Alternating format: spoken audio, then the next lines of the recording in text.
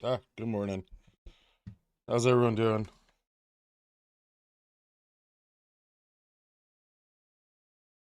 Our first actual member stream in like 3 months. Moon in 30 days. I fucking hope so.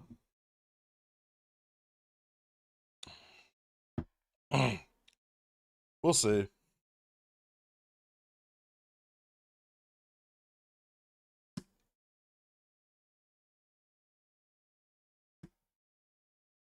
What's up, Ludsme? How's everyone doing this morning?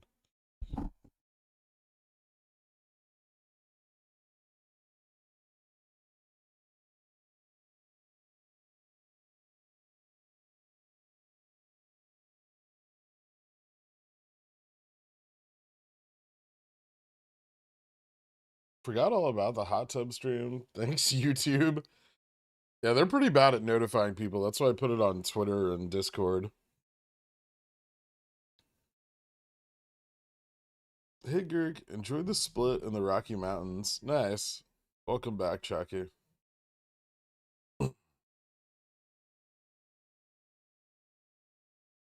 Thanks to your teachings, I started with almost nothing and still have some of it left.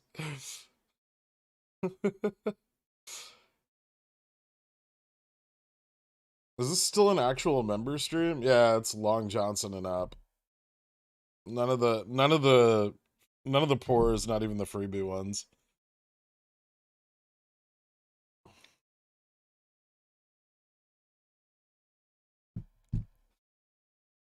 I have the fucking indicator, Stefan, somewhere. It's right here. Relax.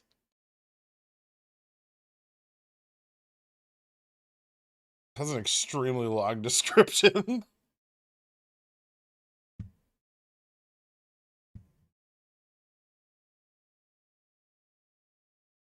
YouTube sent me an email before you announced it on Discord. Oh, okay.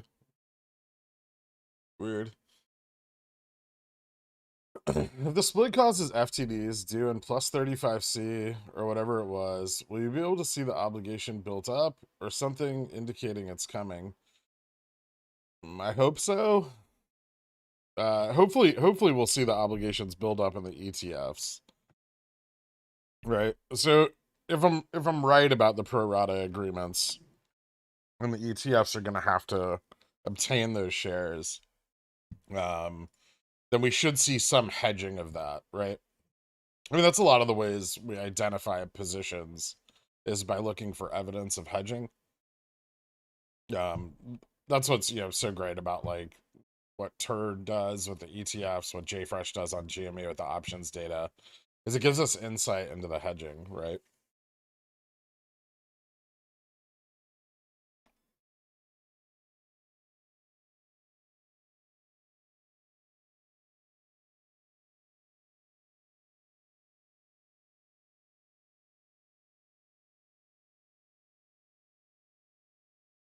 I would like to thank BitHead for my VIP access pass. I'm actually a poor. Oh shit. Did you and the quads figure out what happened to June OPEX covering? That's the big question. No. Someone did actually send me something really interesting. G1 over on the Discord sent me an SEA rule 15C3 report from 2001. Which is interesting because this rule isn't really changed super frequently. But it had to do with split extensions. And there was a particular part which I found kind of interesting. I guess I could show you guys. Let's see. This, yeah. So it was like, so it's an additional extension, and I couldn't find this in the current 15C3-3. But it was republished in 2008. So it might have been changed in the big like overhaul of rules back in 2013, but it may not have. But it grants a a pretty lengthy fucking extension for dividends and stock splits. I would imagine it grants the same extension for a dividend split.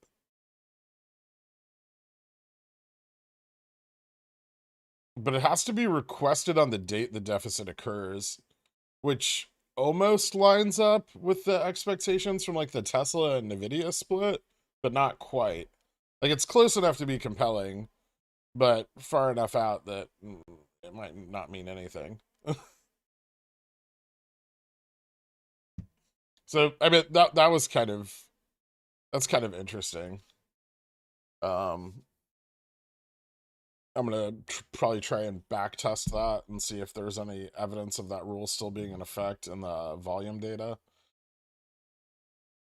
What are your price predictions on the SPY this week? I'm thinking we see the 3080s again. I mean, I'm gonna do the like my SPY analysis and like pickles picks, but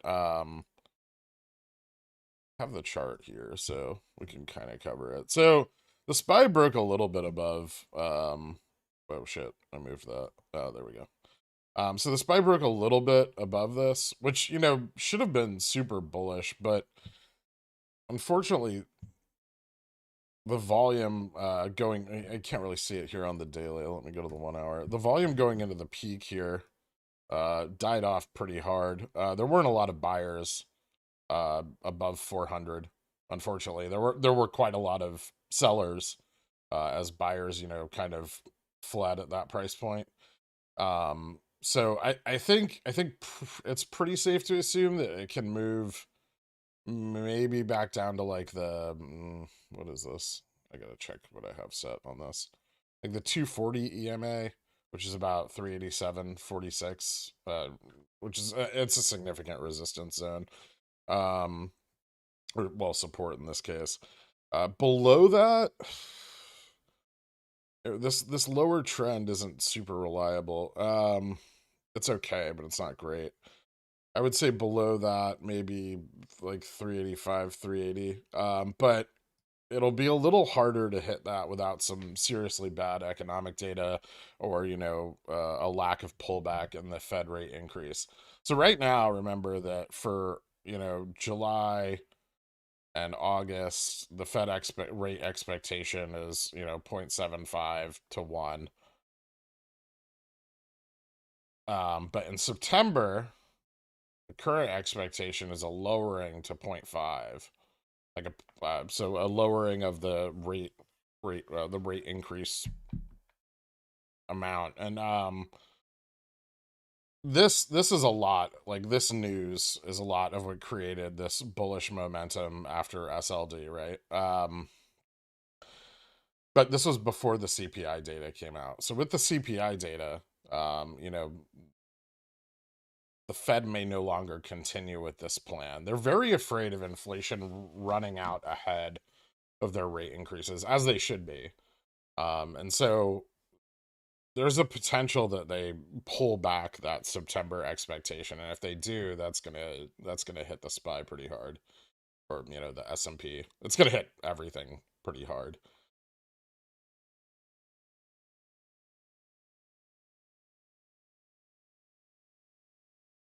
Is there a private VC channel on the Discord where we can listen to the member stream? There isn't, but I guess I could I don't really have anything set up for that. There's the GME discussion channel, which I guess I could join. But the problem with that is it's like actually that won't work, yeah. I have to create a like a broadcast channel like I have for the regular stream. I'll try to figure out how to do that. I haven't done like a real member stream in a long time, so I forgot about setting that up. But I'll try to get it set up like maybe for next week or something.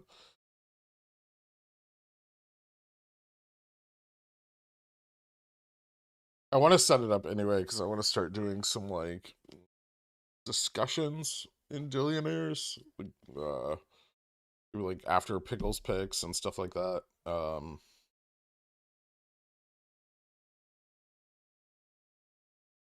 We'll see. But I notice like some stagnation and a little bit of too much reliance on people relying on Pickle's picks for like their plays for the week. I don't like stagnation, so try to get some more interest going in other topics, other stocks, people coming up with their own ideas for stocks. That's really the power of having a group of investors this size, is that you have so many eyes on the market at once, and if people know what they're looking for, even if it's different from your strategy, there could be a lot of interesting stuff there. And there's some people that are very into doing that, but well, many more or less motivated.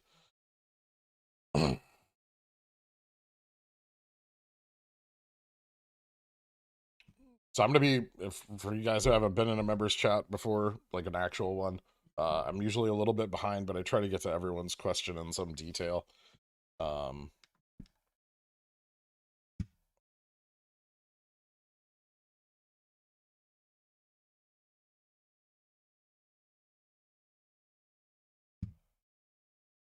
Hide those values in the status bar on the styles page. Scroll down to the bottom and uncheck the box. All right. I'll do that later when I'm using. I know how to get rid of the description.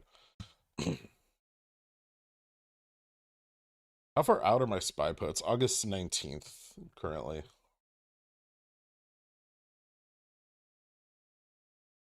True price prediction on SPY this week. Okay.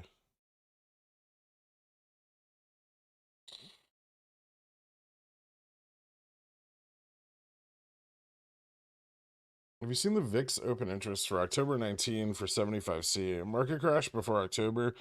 Dude, there's been out of the money VIX open interest forever. Yeah, there always will be. Lots of it is just a hedge.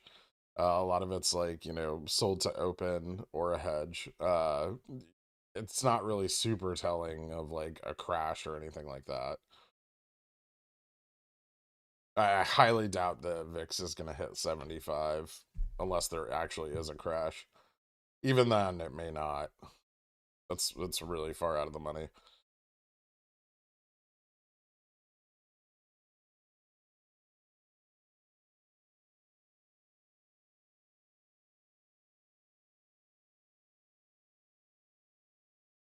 Hope you're doing good. Regardless, the FTDs, would that be similar timeline to Tesla, 60, 90 days for price action to be realized?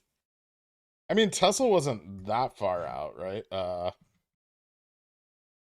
Tesla was 54 days before it began. And it started on like November, well, a couple days before the November OPEX, um, with I believe the volume peaking on November OPEX, and then December had another big dump, which drove it all the way up into January. But it's like 54 trading days. I believe. Where's Nvidia?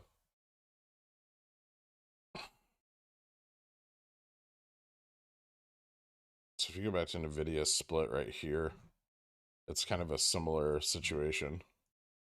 So the split occurs here.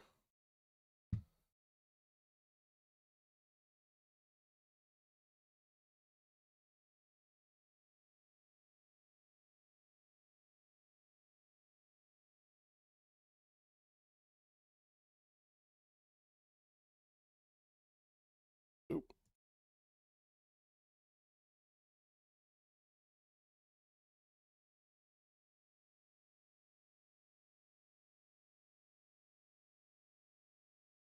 So here's the split. And then the run up starts in like October. That's roughly the same, 6 days longer.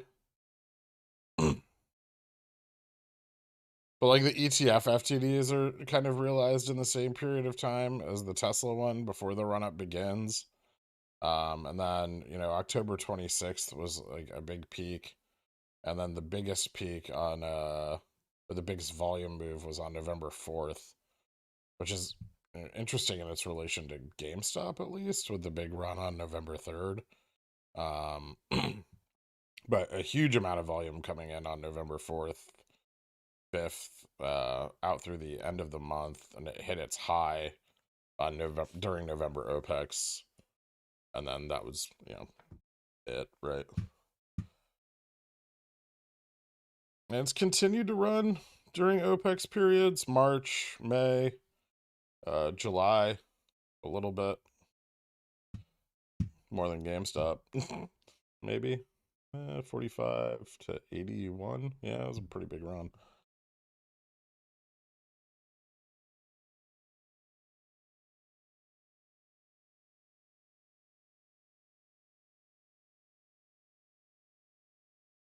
I put everything I own into Blockbuster stock.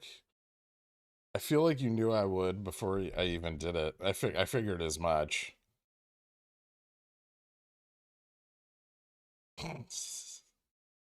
Is there a private VC? Okay, I got that. I think what we've always been on F, man. But this year's holidays and split fudged it. We still ran in May. I agree, sort of. My biggest problem with that is May wasn't like a traditional OPEX run. Like we didn't see the options movement. It was almost like the May run was unhedged, right? Like we didn't hit gamma max. Um, they didn't collapse volatility. Like it took weeks for the volatility to drop off back to like 100. It dragged out all the way through June, right? So yeah, it was a bit strange. I don't disagree that like some part of what we're seeing is like the fudging of the F-man cycle, but we also have to get exposure because they've compounded obligations so much. So if you don't have exposure on the third Friday of every month right now, the potential to miss out because there's so many obligations in the wind is really high. And so, the intention there is kind of to, like for June and July OPEX is to get exposure, right? To just be exposed to any price action, whether it's realized or not, because there's too many variables to say definitively like whether we're going to run or we're not going to run. I mean, and we did in a way. Like June we went up 26%. July, if you bought in around the split announcement, we went up like 40% from there. So there's maybe some covering going on, and there's a good chance that we saw July covering occur in that window, right? 1 second. Someone's at my door, I think.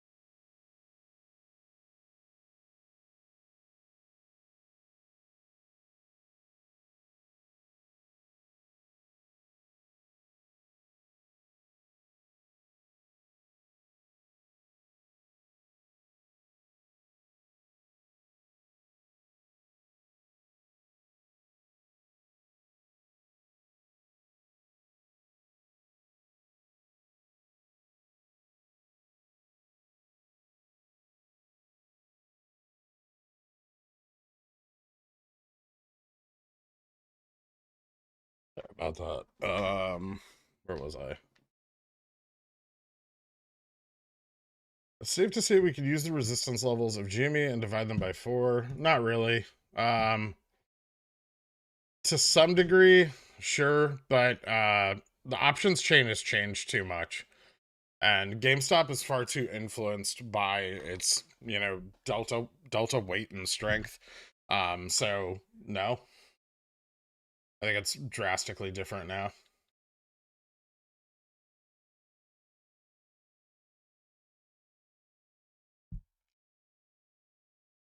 Why does TradingView show Jimmy trading around 950 on 721?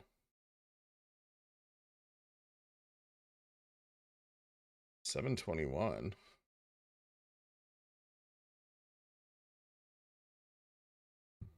I don't I don't see that.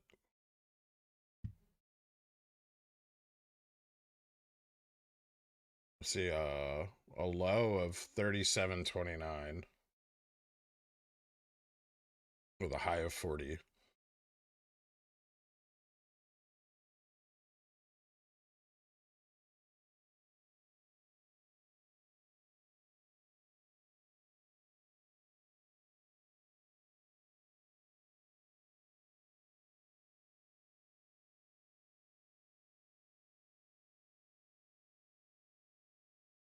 Am I late? What did I miss? Not a lot.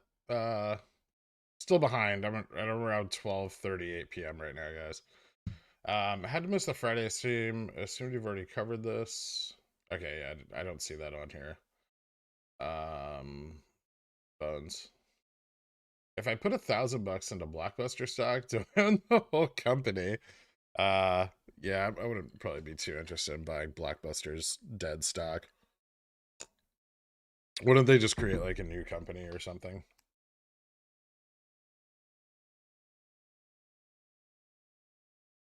Wouldn't a confirmation of a recession by GDP have the SPY drop to 385? Oh, I mean, it could have the SPY drop far lower. It just depends on how the market reacts to, news it should have already priced in, but maybe it hasn't. Like many institutions have probably priced in a recession, but boomers may have not. And private investors and stuff, if we're seeing them, if they're seeing a recession, remember, most people don't pay attention to this shit every day. You could see a sell-off from that side of the market, which the big banks have been really trying to prevent happen. They've constantly forecasted, bullish outlooks for the end of the year and recoveries and things like that in the news and the media in order to keep people holding on, right? Because that prevents a pulling of the bottom. Believe it or not, if boomers sell out of all their fucking S&P and like mutual funds, it can drop the market really fucking hard. And a lot of those people, still very frightened after 2008. Remember those big market crashes, they carry with people for generations. we've talked about that in the past, but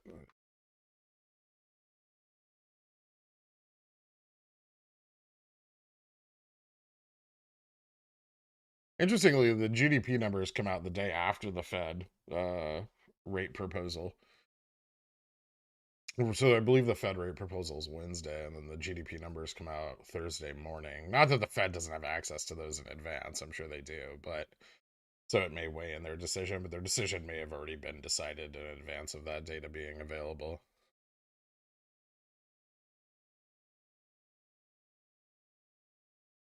CME Group Fed Watch for rates priced in. Wouldn't a confirmation? I mean, that's an estimate of what's priced in, but it doesn't measure the sentiment behind rate changes, right? It just makes assumptions that the only thing affecting the decline in the market value is the Fed rate, which isn't true. Would next week's GDP forecast influence? Okay, Fed September guidance. Despite my name, you're the real dad here. Thanks for being a dope mentor and a wealth of information. Thanks, Dad. She's buying Blockbuster, which buys Jamie. I solved it. Oh God. What's going on with Blockbuster and Ryan Cohen? Well, I think there's something that a lot of people are forgetting is that, at one point in time, Blockbuster had the distribution rights for almost every major film studio for non-theatrical releases. And many of those contracts were negotiated when Blockbuster held almost all the power in that industry. I mean, Blockbuster was the foremost and preeminent video rental chain, right?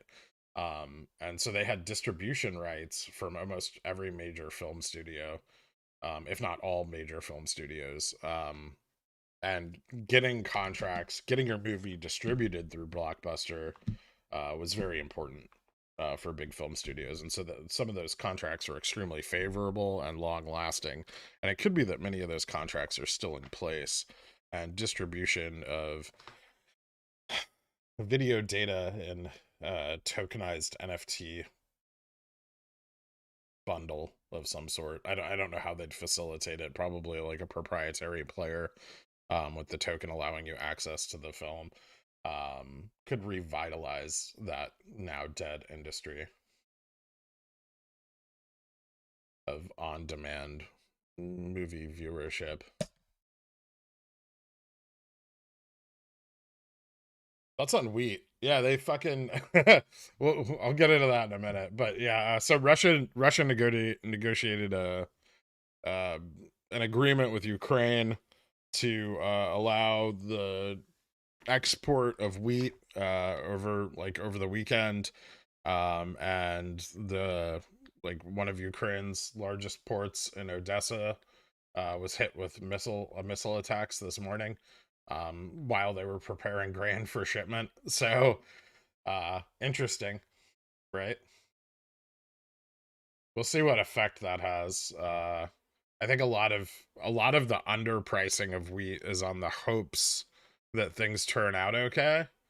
And speculators are a little afraid because there's so much positive news. But I think the reality is that the supply is quite low. And remember, this isn't like information governments want to talk about. Like they don't want to talk about a dwindling food supply because it can cause panic.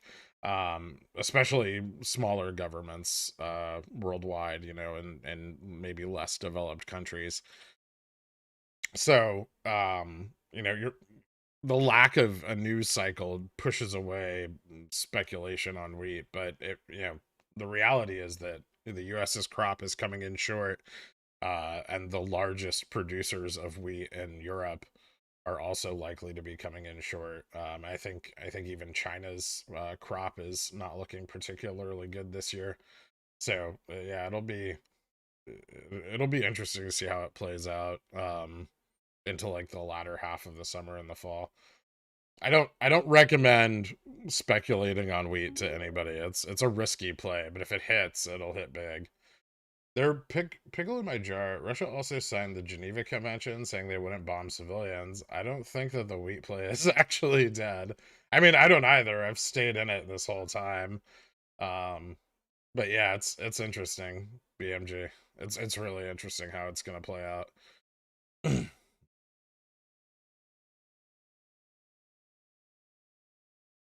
Are we expecting Jimmy Downs this week?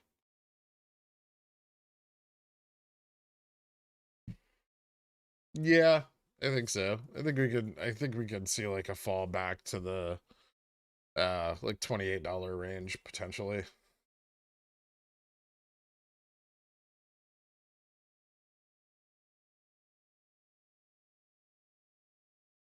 They're predicting big downs in the SPY. Do you think that will create the active fund setup for shorts to keep shorting GMA? Potentially, yeah. I mean, it wasn't super great for them the last two times.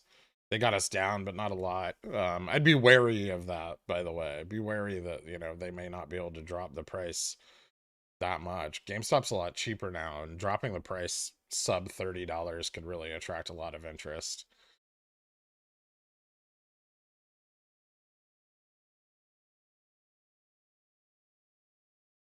Read somewhere about court buyback blackout ending on 7/22. That have any influence on the SPY? It could.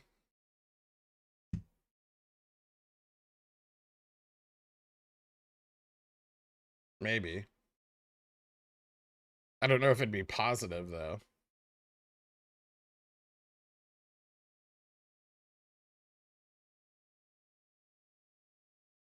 That would have been 2 days ago. So would have ended on Friday.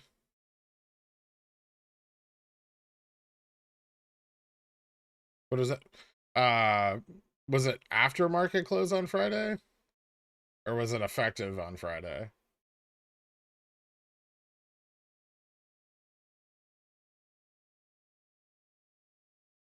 Okay, people, stocks people are interested in. It's fun determining if it'll do stuff. Yeah. 1% rate hike is only 19% priced in, is my understanding.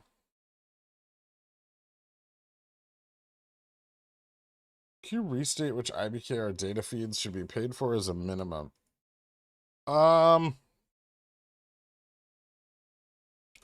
Is it going to be your only platform?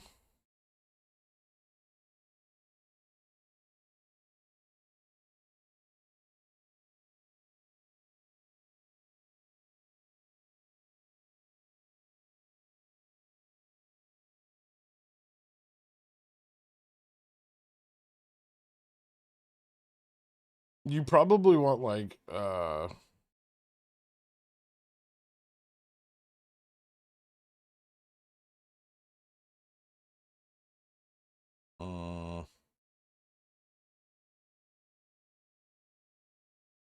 like the security snapshot. I can't remember the name of all the data packages. Give me a second, let me look it up. Depending on what you trade, you probably want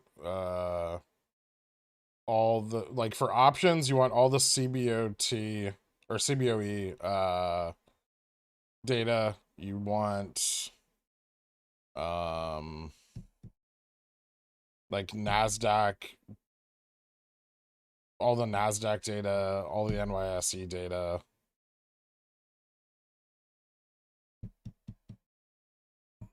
Don't need the OTC data. You want the opera data also.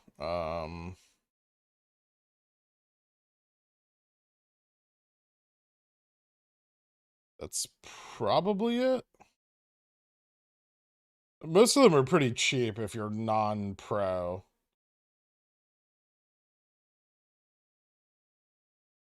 You don't need futures and stuff unless you're going to trade futures. I'm not sure you really need NYMEX either.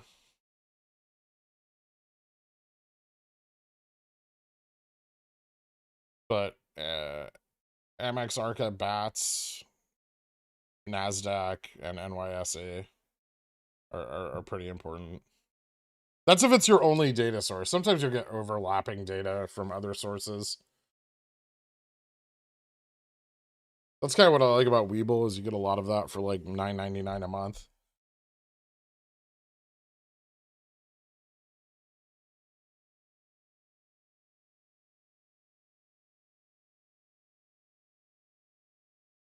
VixOI has been there since May. Yeah, I mean, there's always some huge amount of VixOI far out of the money.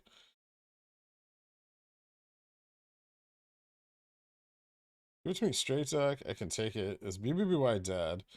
I don't think so. BBBY is kind of interesting now, or a little more interesting, with Freeman's proposal and their buy-in. Christy Pie, thank you so much for becoming a Dillionaire. I appreciate it. Happy birthday, Gert. Hit me up on the Discord. I'll get you out of the country club after the stream. We might have a chance, but we ain't got ropes. Give us more than a chance, cause we ain't no coke. Get the cash in advance, cause we hold it afloat. If you are what you need to make Dirk in the go. Hoping that you read the DD, cause when the shit squeeze, we go end up with the moon, man. Racks to the Seems like we're seeing slower run-ups before the actual OPEX period, like in May and now in July. Well, July, I don't know if it was, there wasn't that much to cover. So if there was any covering done, it would have been negligible. We probably wouldn't have noticed it very much. And, it could have occurred just throughout the OPEX covering window. And there was only like 40,000 puts closed on XRT at the time. So, it's hard to say. May's run-up was super volatile. It was like a standard OPEX run-up. It just didn't peak as hard. And it took them a lot longer to drive IV down through that period. So I don't know if that'll actually continue to be the case or not. How does BBY compare to GME for wheeling with the same working capital? GME's CSP premiums are way better.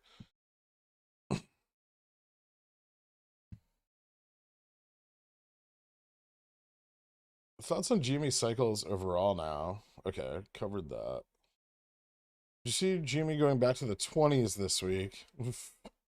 um, I think it's possible that we go back to like the low 30s, high 20s. Unless we start to see like a massive amount of put interest come in. I don't think we're gonna go back to like sub 20 or even like the mid 20s.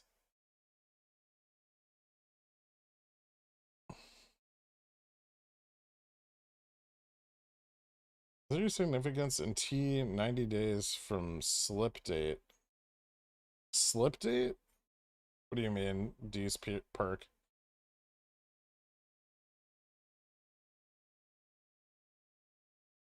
I know you exited your August 19th BBY, but do you see anything that would indicate movement towards $6-7 range in the next 2 weeks? Or is it time to cut losses and roll for more theta? I mean, something could happen. It's largely why I'm still in it, even though OPEX is over. Like, I don't know. I would expect Cohen to have to make some sort of move in the next few weeks. And then also, BBBY's, proposal for their forward plans, it's supposed to be coming out towards the end of August. So it's possible we see more moves. It's possible that, Freeman's thing will pick up more interest from other debtors. A lot could go on over there. I'd expect announcements and volatility, at least. So, it's up to you. If you think you can get a better exit on your August 19s, then, we might see another move towards 6, maybe 7.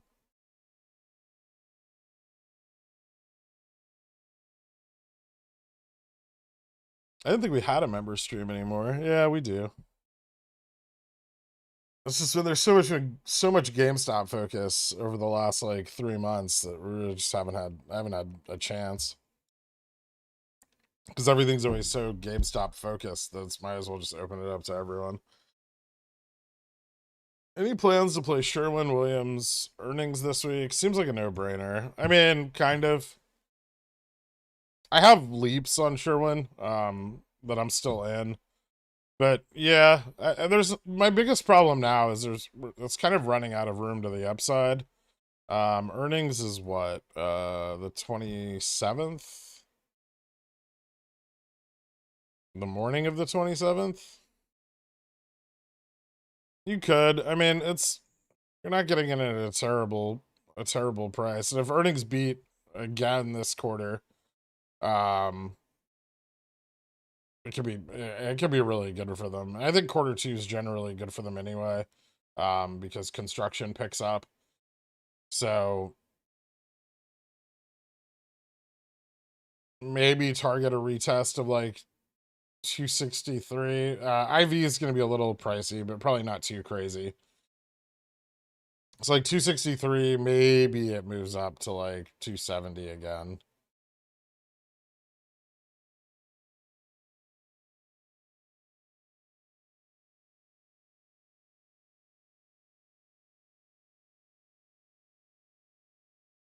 Thanks, Dominic. Yeah, it's been a pretty good weekend so far. I always buy a ton of theta. Well, it's usually a good idea. I mean, if you can afford it, why not? The more you pay upfront for the theta, the less likely you are to lose that money over the period of the contract.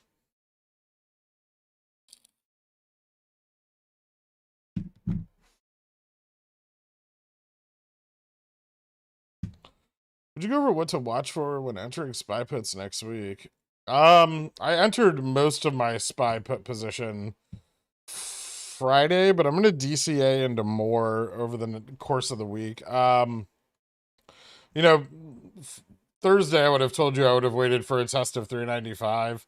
It's already crossed that to some degree. So I'll probably be looking for a failure if this doesn't already just happen in pre-market. I'd be looking for a failure of like 390, 360 before buying more 390s. I wouldn't bet like 380 or anything like that. It's too far out of the money. I know they're enticing because of how cheap they are, but it's a big risk, and you need a decent amount of theta on them to see those price ranges, because that could take, into like the second or third week of August for us to get that low. We could go that low faster, but you know, uh, with the current like economic data and stuff coming in, it'd be hard for us to drop that low that fast.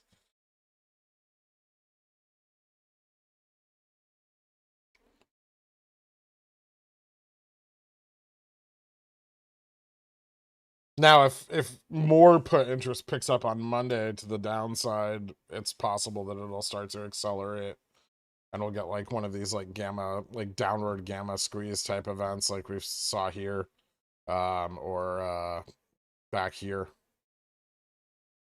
So I wouldn't rule it out, but it's a risky thing to bet on. They're not too common.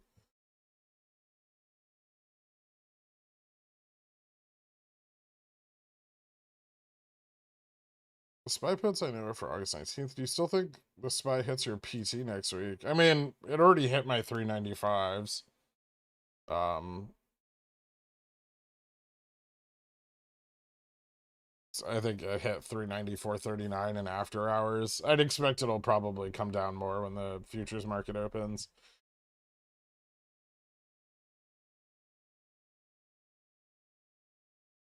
Apple earnings this week, I think they're overvalued in relation to the overall market. Time to go short. Last time Apple was at 154 was September 21, and the SPY was at 445.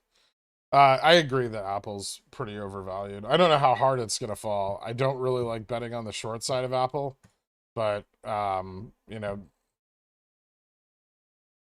of the cell phone carrier earnings have been coming in really shitty. I don't think they're selling as many phones. I think people are waiting to upgrade a little longer, and their like current product cycle is probably not performing as well. So it could hurt, but Apple investors are a bit irrational and they don't like to sell off. So it's hard to get really reliable, consistent downside moves on Apple. It's one of the reasons I don't really short it very often, but you could try to go short their earnings. They're definitely overvalued. I mean, there's no question there, but do people care? I think is the better question.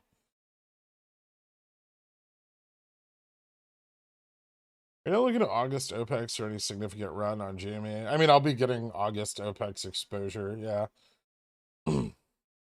I would still like to see some buildup of at least negative delta, if nothing else.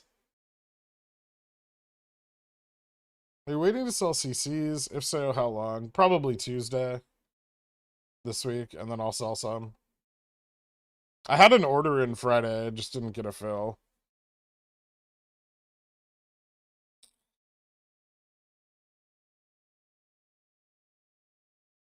At the money, Jan 23 is $8 per share now, much cheaper. For GameStop? And they're still the same price, it's just split, right?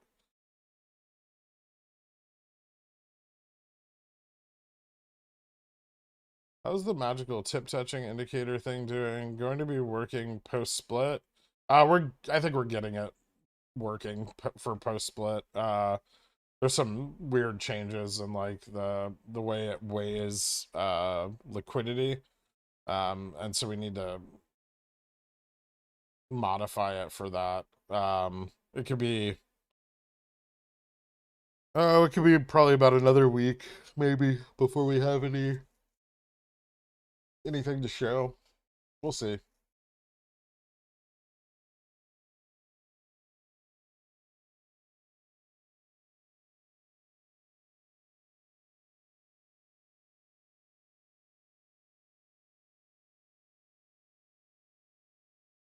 Do Dillionaires have access to Pickle's picks? Yes. You mentioned how you will be making more after split selling CCs. Why is that? Gonna take more risk? Yes. So higher delta. And then I will sell a larger portion of my portfolio as covered calls. Also, there's still potential for IV to increase once the options chain starts to settle. Remember that, a couple days after a split is kind of wonky, but usually after like 30 days or so, IV on many of the strikes will start to pick up, especially if GameStop remains volatile, right? Historically, options IV, like IV 30 after a split increases by about 22% over the following year.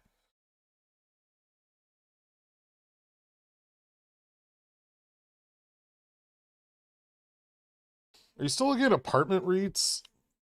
No, I was supposed to.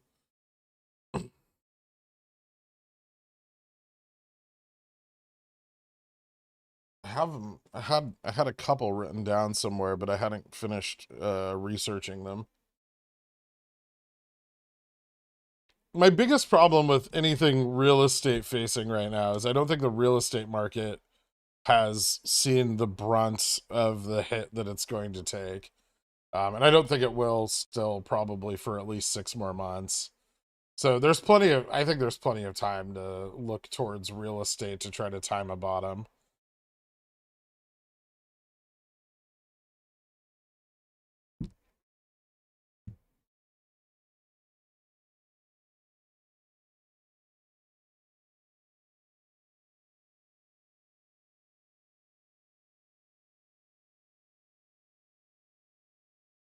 I have,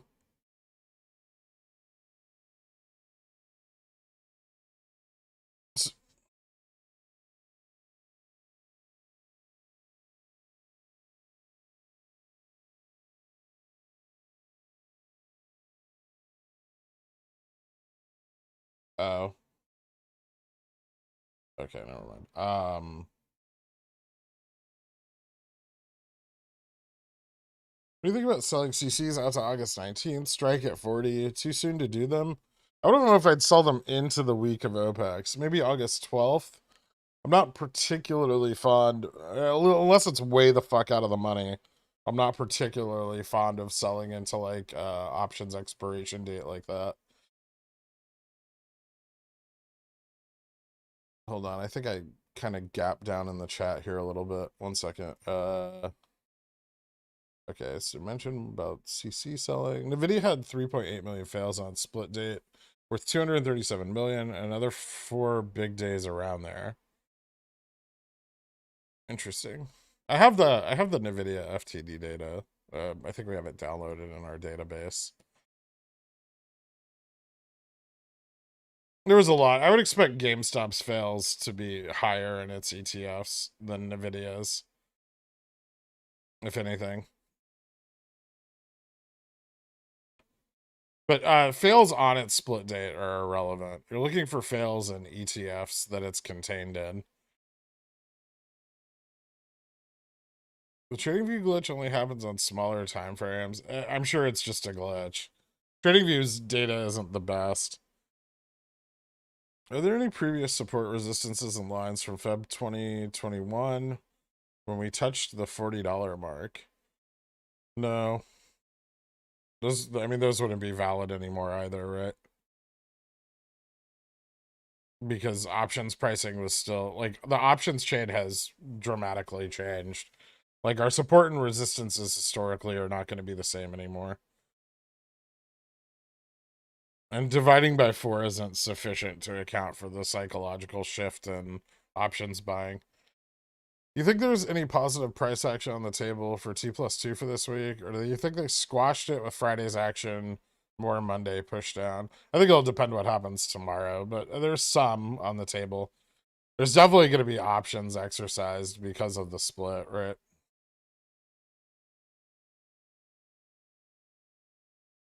BLIAQ? No. Options is a strategic investment, 5th edition by Lawrence McMillan, a good book to read. It's one of my recommended 4 books. So yeah, J Ken. I know you dislike critical margin theory, but what do you make of GME's long-term upward resistance? Upward resistance is $40, around $40, and we seem to bounce right off of it. There's just no buyers at that price, right? There's no institutional interest. And it's not $40. It's changed over time. Um, like the reason critical margins bullshit is because, you know, if you go back, like that upward resistance has not persisted. It's shifted, it's changed, we've crossed it. You know, most of this price action is fucking irrelevant, right? Because it happened as like gamma expansion was occurring, right? So if you look back at last year, most of the price action that occurred above like this trend right here was just OPEX runs, right? So it's like, well, 47 now, but it would have been, you know, around 180 back then. This was all just OPEX covering and options volatility, right? Our actual like true trading range was, you know, much lower. If you look at like where VWAP sits, this is where the majority of our volume traded. And there's simply no buyers that high up, right? I mean, like options pricing gets extreme, and retail can't continue to add on to gamma max, and then there's nothing to support price action in those ranges. So it maxes out on like its potential range, and then the options chain crumbles as, you know, longs capitulate because they can no longer afford options any further out of the money. You know, like at the peak of March, like 250s were like $1,500. You know, there's a point at which like retail just can no longer afford to push the chain up, and institutions aren't interested in it, right?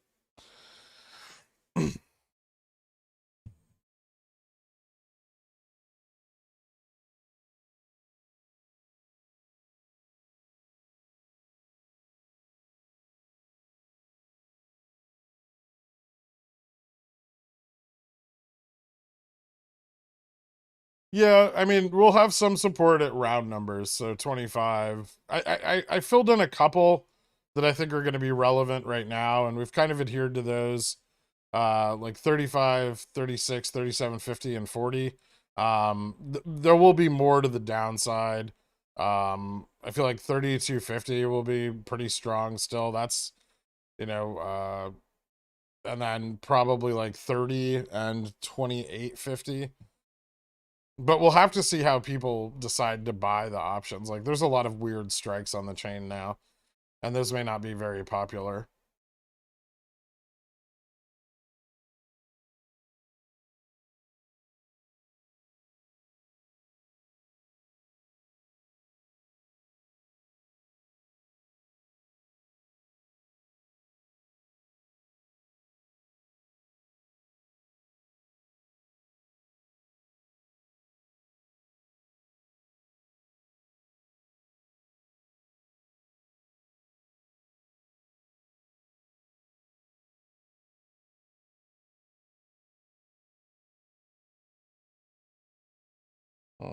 Tesla and Nvidia post-split price action suggest an exit opportunity for options August, October for me.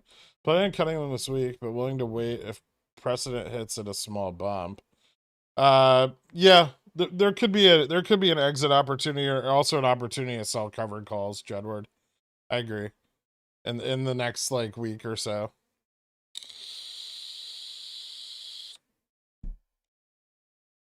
What's up, Contractor Man 2003?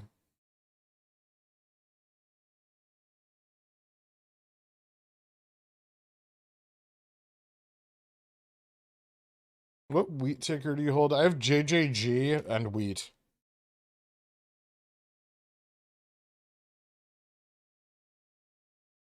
This is more hard wheat and corn exposure, and this is soft wheat exposure.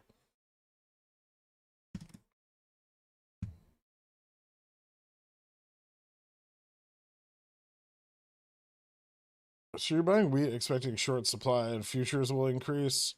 Or am I being thick? I'm buying it expecting that speculation will increase.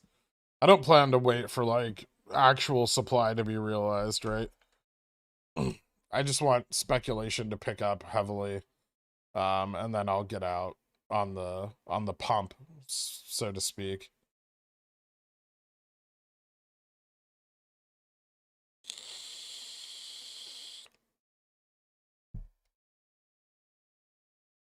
Carl's T, same like BBBY price.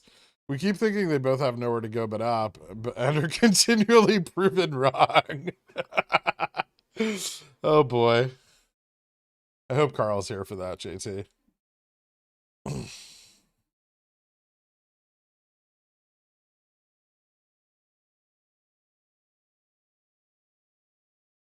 As someone who's way more realistic than those on SS, having said that GME is currently overpriced, what keeps you overall so bullish on GME? Cohen turnaround or the short position and data supporting it? Not really the short position even. You know, there's definitely a more than minimal part of my consideration for GME being that there is no like effective outstanding short position. I don't think that the price action that we've seen on GME every quarter has a lot to do with outstanding shorts. I think it has something to do with them, but not a lot. So there may be some rebalancing of like total return swaps and stuff like that. But I doubt highly that, you know, any of whatever Melvin's short position was or Susquehanna's short position pre-Jan 2021 is still susceptible to price movements on GME. Whether it exists, whether it's closed, no one knows, right? But I highly doubt it's exposed to intraday volatility or price action. What I do think is that GME offers a very advantageous short volatility position for market makers that want to sell volatility short, right? And so I think that will continue. I'm still confident in Cohen's ability to turn the company around. I think it's going to take a lot longer than people expect. I'm in it for the long haul. My cost basis is fucking nothing. So there's no reason for me not to stay in, right, and see where it goes. I don't think it's going to go below my cost basis anytime in the near future. So I'm okay with that outcome.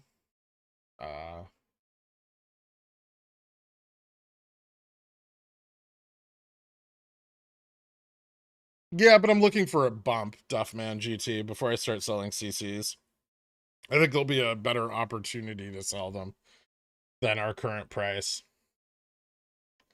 Is there a Jimmy bull thesis for this week? There could be some, you know, FTDs on the MM side, especially if large numbers of those weekly contracts were exercised, which is very likely if institutions wanted to buy the stock pre-split. A lot of synthetic long positions that were in the money that could have been exercised.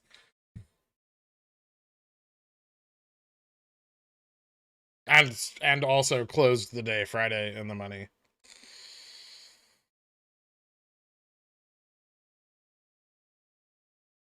A scale between 1 and 3, how many standard deviations would you use to guess a price target? Only to build on a thesis, not support it. I don't really like using standard deviations to guess at price targets. I think if something's breaking to like an all-time high, you need to just follow the trend up.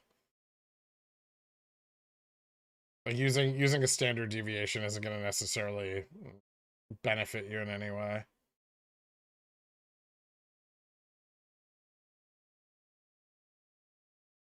IBKR bar rate back down to 3108. Obviously, it was a bug on Friday. Yeah, I figured as much.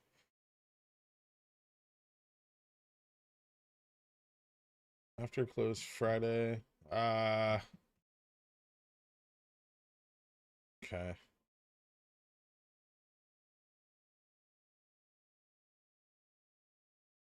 you please speak more to BBY and Ryan Cohen's timing for a potential buy-in, especially in regard to Freeman buying in? Thanks. And what do you mean timing? I mean, Cohen's going to want to probably, unless Cohen is assured that the board isn't going to work against him and work with Freeman instead, then he wouldn't really have to do anything. But I think it's the threat and the potential for other debtors to come in and make moves as well, and that could put him in a precarious position that could force his hand into a buy-in. I don't know what the timing on that would be. I mean, BBBY is not announcing any like forward plans until like late August, I think. So if Cohen feels his hand is forced currently, we could see him buy in very soon, but we'll see. You know, Freeman could move into an even bigger position to, you know, kind of strengthen their position. Um, a lot of things can happen here. It's it's very volatile, but I mean, I'm it's keeping me in it, I guess.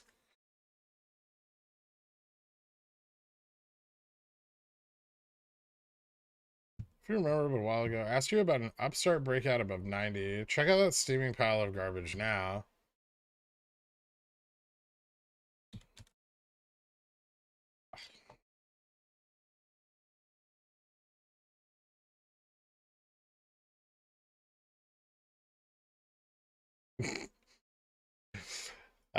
Yeah, it's not looking great.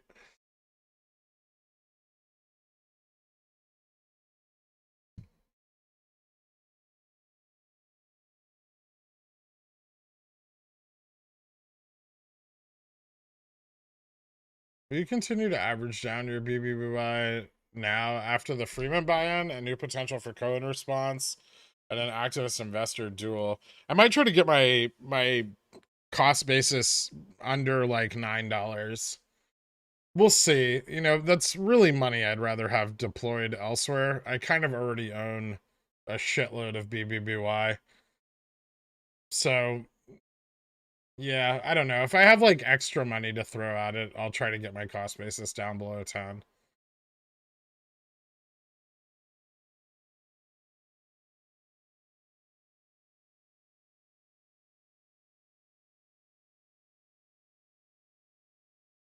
So $23 CSPs, 40 CCs for next week. No. Why $23 CSPs? You just want to like get zero fucking premium?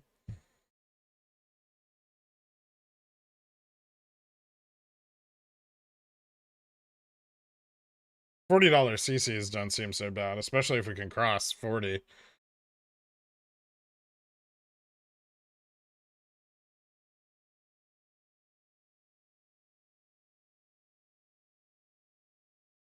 Did you go with the price target for SPY end of week? 375, 380, I assume is what you mean. Not 175. Yeah, I went over it. I went over it a little earlier, but I think like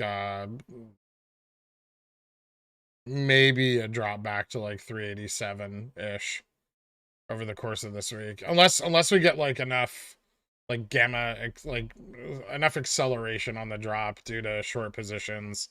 In which case we could fall back to like 380, but you know, we'll know pretty quickly.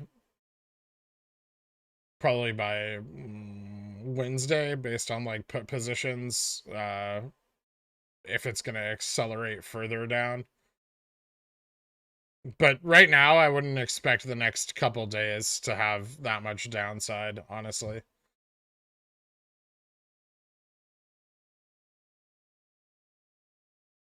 Not until like Wednesday, Thursday. So there's probably plenty of time to enter onto the short side if you're interested. I would not target anything super far out of the money.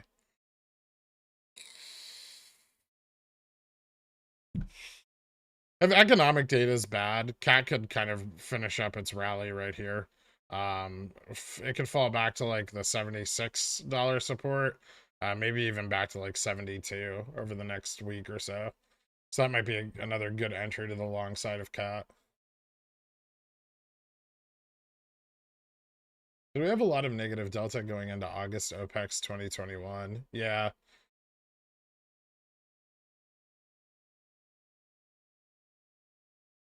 It didn't actually start very high. We went pretty low going into August OPEX.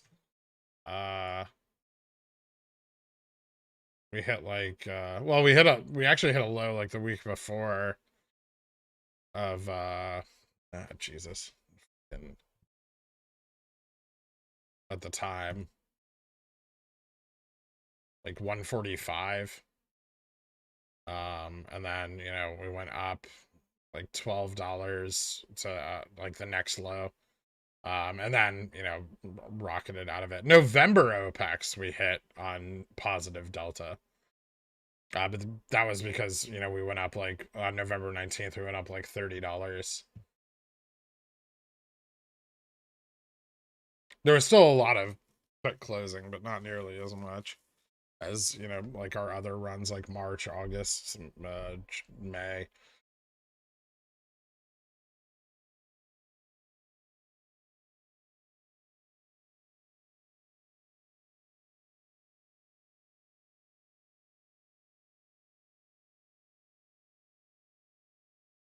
I'm curious to know if you have a theory on how they boofed June exposure. RC placed a split to take advantage of a July run.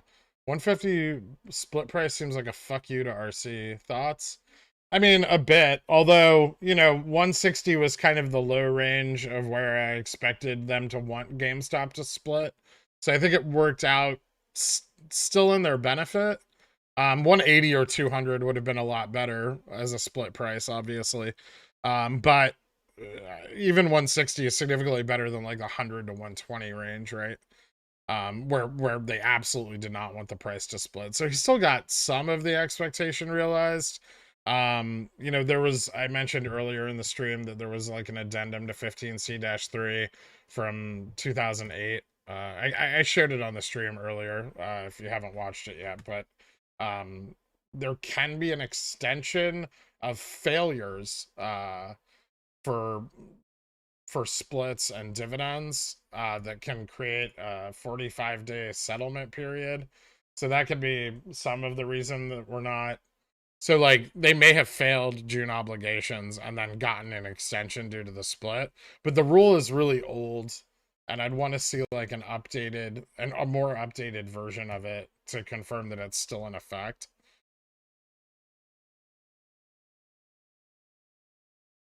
Any books you can recommend for fundamental analysis? I'm about done with the others. Did you read Securities Analysis and Intelligent Investor?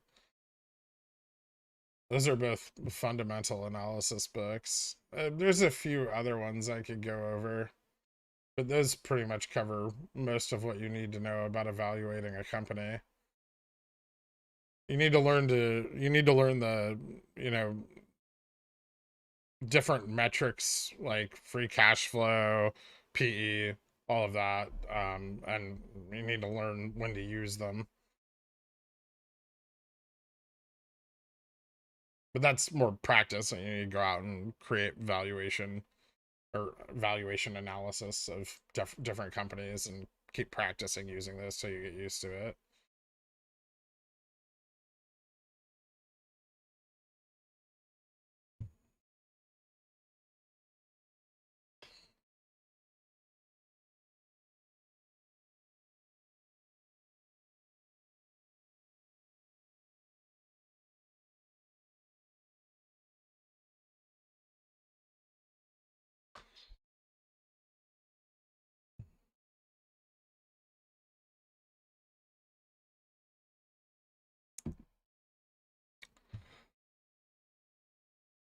What's up, Mr. Yola? I'm finding I'm at a moment where I am patient for plays to reduce risk at entries, but also more hesitant to take those entries. How do I get over that hesitancy? Um, hmm. I kind of know the phase you're talking about. Don't worry about it. Your confidence will build, you know, the hesitancy isn't such a bad thing, right? Um, it's more that you're just, you know, learning to, well, you're learning to wait, but you know, you're also learning not to just always put your money on the table when you see an opportunity, which is important, right? Because you know, sometimes you'll be right about holding back and not committing to a play even though you think it may have potential. And you know, you'll commit to some still, and that'll help you build confidence and pick a direction for the way that you want to invest individually. So I don't think you need to do anything about it. I think it's something that kind of works itself out over time.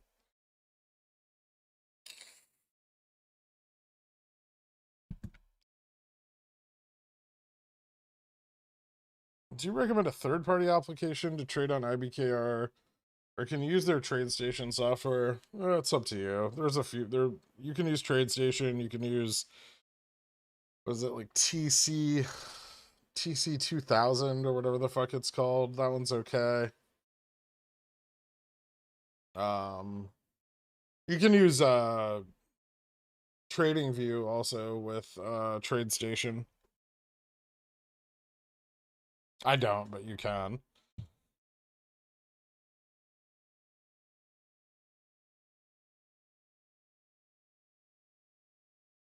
UVXY chart. I'm thinking this is a good week. Entry for a run up to $16. Subway Cup, you can't do analysis on a fucking volatility indicator. There's no point in looking at the chart. Either the market drops hard and the VIX goes up, or it doesn't. But there's no point in charting it. You see the racist piece of shit on the reactions? I'm late to the party. Just saw they got deleted. No, I didn't. How long do you think it would take RC to make a move on Bobby? No idea. You're looking for a time frame to buy options for the potential of it? I wouldn't recommend doing that. Why not just get leaps? You don't need to time anything. Just have some exposure. Considering how OPEX has changed, do you expect the split could exacerbate the ability to mask how they're covering their obligations? No, I don't think so. I really don't think OPEX has changed that much. I just don't think we've had any realization of it since May.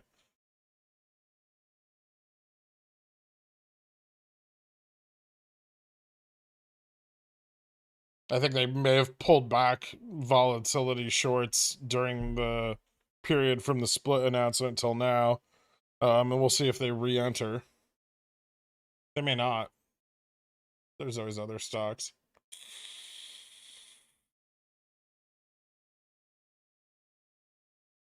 So you're saying that there's a chance that T+2 on Tuesday can improve the price of Jamie past what it currently is, even though the overall market looks to go down. I don't think the market's going to go down much Monday and Tuesday.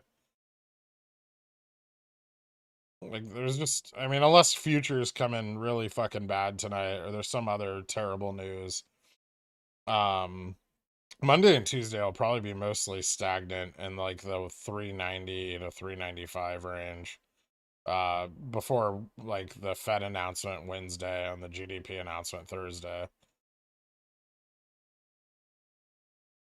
And then we could start to see some downward moves.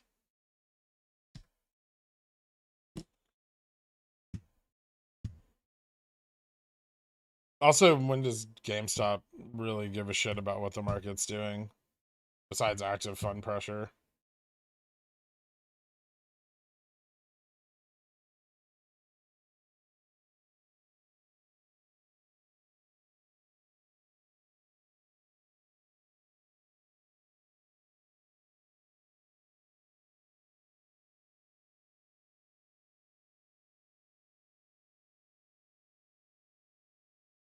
Are there any, if you seeing, even if the market fucking tanks? For what? Jettle.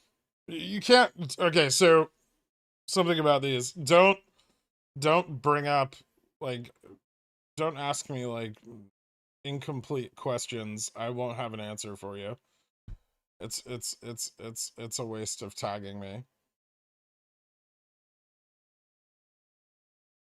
Because I have no idea what you're talking about. I'm like, because I'm going through the chat so slow, I have no idea what you're talking about.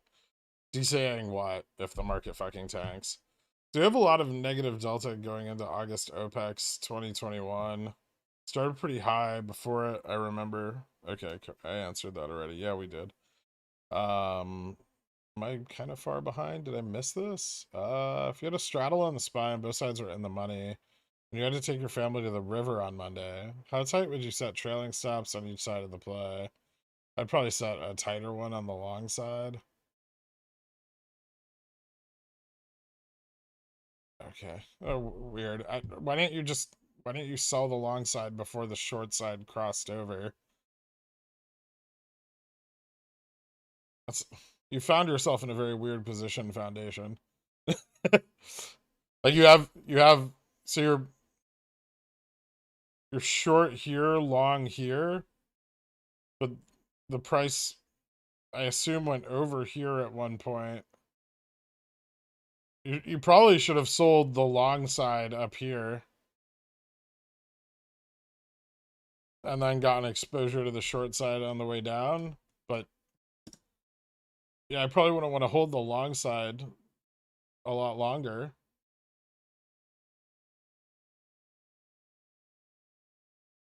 I don't think that we saw sufficient volume for June obligations to be covered.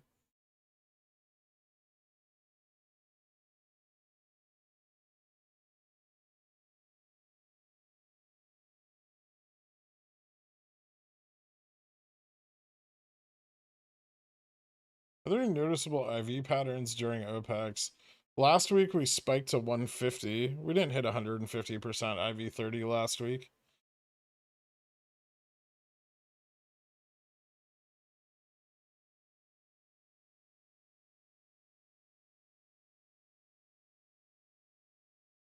Yeah, IV 30 right now is just a little over 100%, I think. But yeah, generally IV hits its low or its lowest point before the OPEX run. I don't know where the rest of those numbers are coming from. Are you talking about like intraday volatility? That's kind of meaningless. Is JFresh still getting the first spin-off show on the Pi-Fi network? No. Did we already talk about 90-day thing for GME? I'm gonna go back and watch it, so no worries if we did. Yeah, we did. Are you looking for hood entries on the real estate play? Good entries on the real estate play, or is there anything else? I mean, I don't really care about real estate, so there's that too. Hey, Greg, you think O is still a good long-term hold despite market conditions? It could. I have a stop lot, like a stop limit order on it. If it falls below, like, I think it's like $63. Um, which I think it has the potential to do in the coming months. So if I was getting in now, I probably wouldn't be very interested in O. I'd probably wait until it fell off a little bit. I think commercial real estate will take a pretty big hit in the next couple of years. So I have a stop if it falls below, like, yeah, I think it's like 63.50. I'm gonna sell all of my shares and then look to re-enter a little bit later when commercial real estate starts to pick back up again. I mean, it's fine for holding it for a bit, but you're really buying it like close to a high.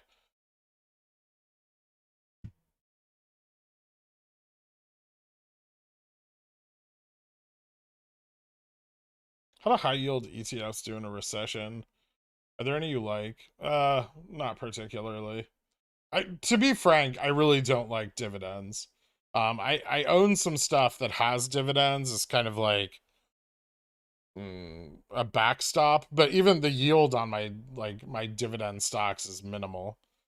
Most of the money that I make off, stock ownership is through covered calls because the yields are consistently much better. And like I've said many times in the past, I would rather own growth than value. And going into a recession, yields, especially like over the next like 2 years, yields could be inconsistent, dividends can get pulled back. So I would be hesitant to try to enter like a lot of dividend positions right now. I'm probably gonna get shot for saying this, but that fee rate though, enroll in SLP, IBKR Confirm the fee rate at over 100% and agree to award lender 50%. What are the potential downfalls? Are you talking about the short borrow rate? It doesn't matter whether they confirmed it or not. You're just talking to like a customer support agent. They have nothing to do with fucking share lending. You guys, so many people call these fucking brokerages and they assume that the person they're talking to is like a financial advisor or a broker. They're fucking not. They're a call center operator. They don't know what the fuck they're talking about. They just look at the borrow fee and they're like, yeah, that's what it is. That doesn't mean shit. There's no, burden of proof placed on them. They're just fucking, they're just call center employees. Unless you're talking to someone like at an options desk or like an actual advisor, then the person you're talking to doesn't know what the fuck they're talking about any more than you do asking them the question. Unless you have like some sort of preferred broker service where, when you call in, you're getting sent to a financial advisor, which, you know, is not a big chunk of investors. What's the point of the split? Like I said before, the only thing that it really does is create possible obligations in ETFs. The other point of the split being that, you know, insiders can now sell their dividend shares because Cohen needs to pay these fucking people. And I do expect we will see some of this.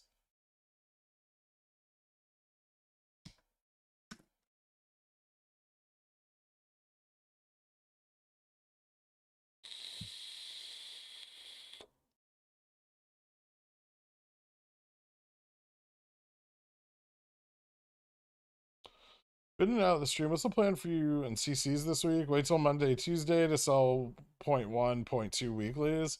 I'll probably wait till Monday or Tuesday and sell 0.3, 0.2 weeklies. Maybe even, yeah, 0.3, 0.2.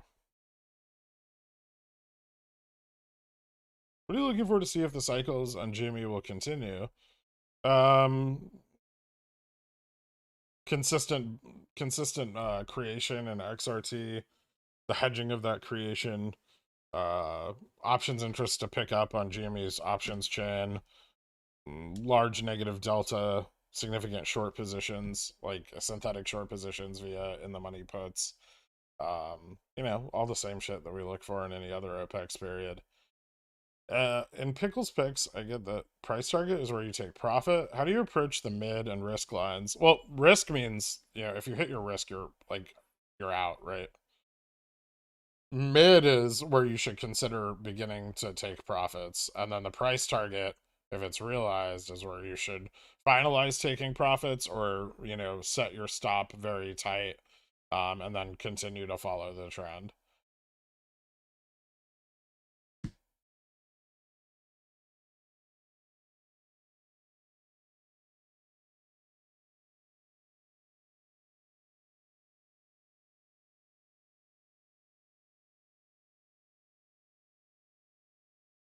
Sometimes I'll put in an extra line where, like, if it breaks PT, I think it can hit. Depending on how I'm doing the analysis. But like, yeah, sometimes there's like a fourth line, where it would be like the potential range if it breaks the PT, it could continue to move up.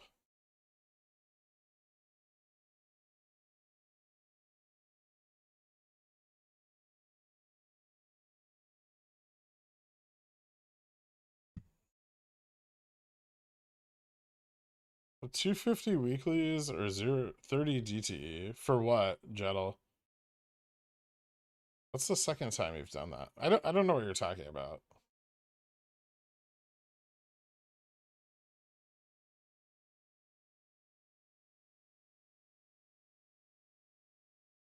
I would expect options interest to change, yeah, now that the split is over. Which broker do you like to use for long-term shareholding, non-GME? Vanguard, Fidelity, Schwab.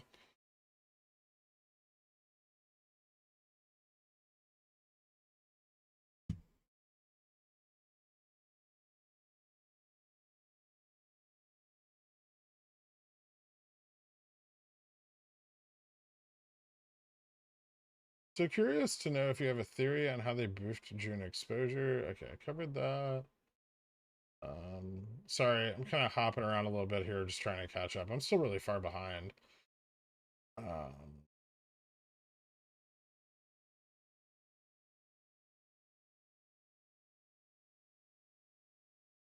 Does DDS lack of liquidity on their chain make it difficult to sell a CSP near the money?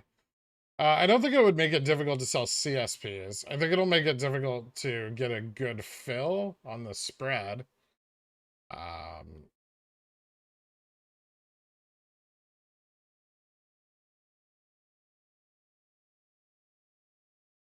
And I think oh, by the way, I think we saw some July obligations covered because we saw price improvement across the entire basket, not just GME, right?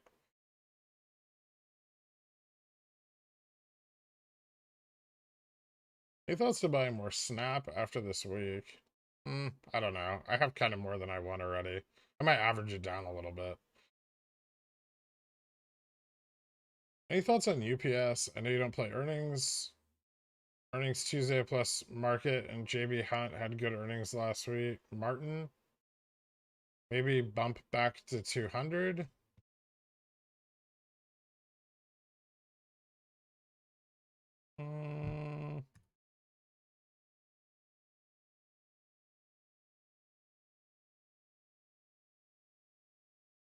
That seems awfully bullish. Maybe?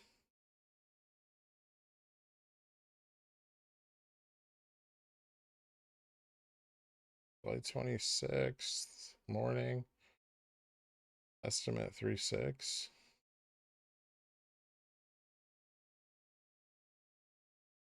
200's an awful high expectation. Maybe like a bump back to like 190. I don't think they're gonna be that fucking good.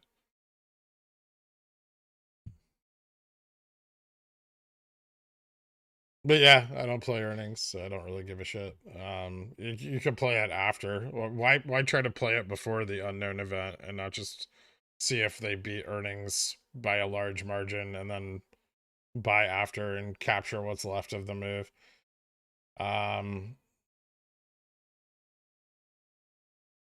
Did I sell my 725 SPY 385p at market open or wait for them to print? I mean, you're super far out of the money and you don't have a lot of time, so it's up to you. I guess you should hope that futures do really, really terribly tonight.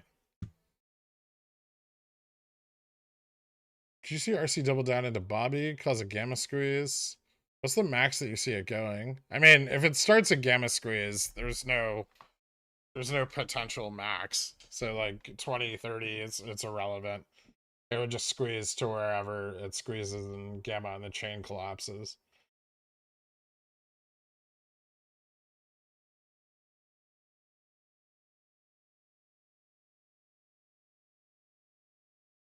Would you please repeat your approach to day trading the SPY?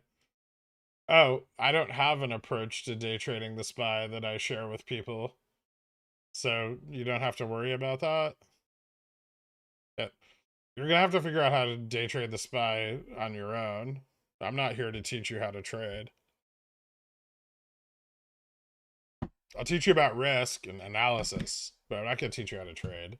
People who try to teach you how to trade are con artists.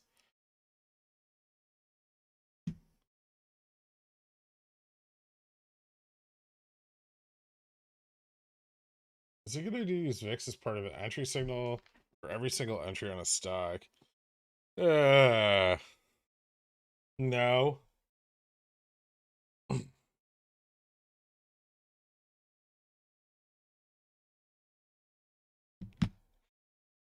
$75 end of week. I highly doubt it, Popcorn Trader. But your weekly top of the chain calls probably won't print. Did VXX, UVXY do a split or something? They reverse split all the time.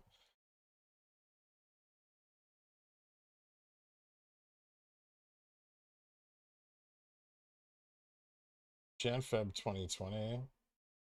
That was also the market crash, right?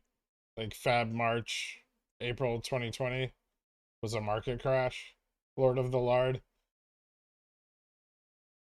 Did we talk about the 90-day thing with Jimmy yet? It's not 90 days. Where do people get 90 days from?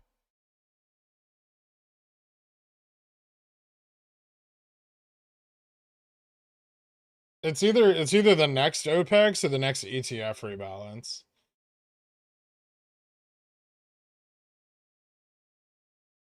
I was looking at some Octobers in the $40 area, but you mentioned IV could go up due to the split. Could that mess with the normal IV drop into OPEX? No, because overall IV would still drop. You're just going to see increased interest across new strikes, which is going to bump volatility.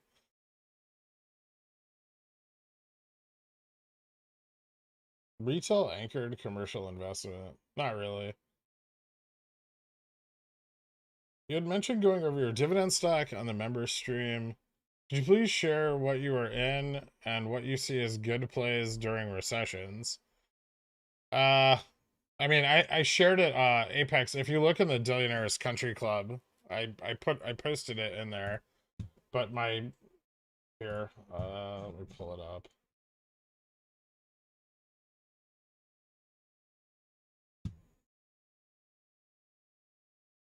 Where the fuck did I put it?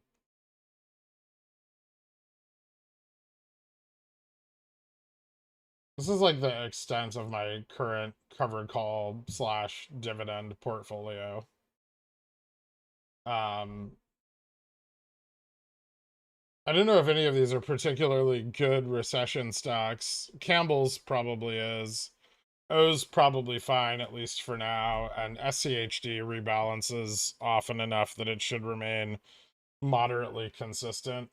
The rest are just covered call plays on growth stocks, which will probably get hammered, but I don't care because my cost basis is low enough that it doesn't matter for me. And that's probably about it. I really don't like the REITs as something to pick up right now. As far as buying shit in a recession, you're either buying the bottom or you're buying something that slightly overperforms. There are no like good recession stocks because it's a recession, right? You can move into commodities, I guess, and get exposure to that.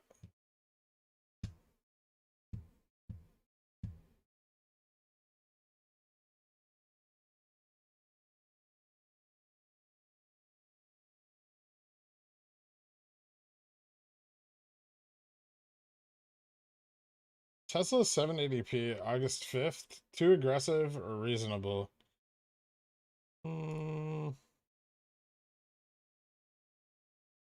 Oops. Right.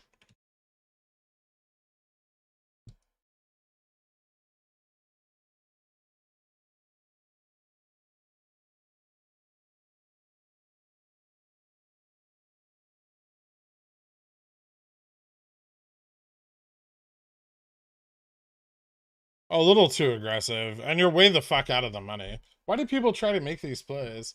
Listen, man, if you can't afford a near the money put on Tesla, don't play Tesla. Right? That's the answer. The answer is not to get like gamble on it, right? Just play something else that's cheaper. And then when you've made more money, play Tesla in a safer like taking really risky plays like that on an already highly volatile stock is not a great idea.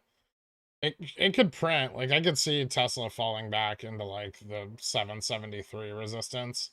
But I wouldn't try to bet on it. I definitely wouldn't try to bet on it with an option that expires in like less than 10 trading days.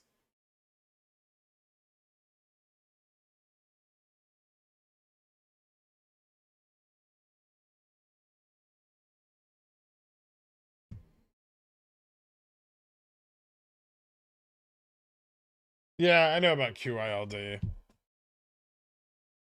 They're fine in a bull market, but you'll lose value. Like the ETF will lose value in its capital as the market drops. So the returns aren't great in a bear market.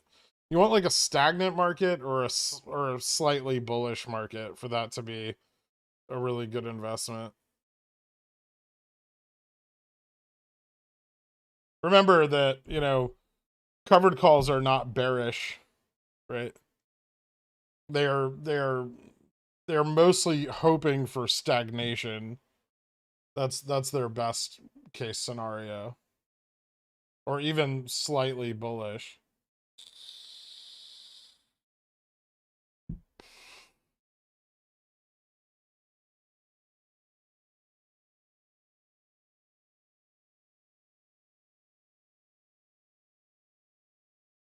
Looking to reduce my portfolio size to about 8,000. Do you think that's enough to effectively wield GME post split? What would you expect a safe weekly income to generate $150 to $200 a week?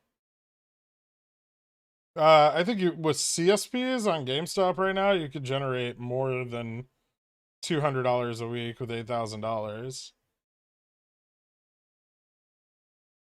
You could probably like 300 to 500 depending on what delta you take, assuming you can sell like 2 to maybe even 3 contracts.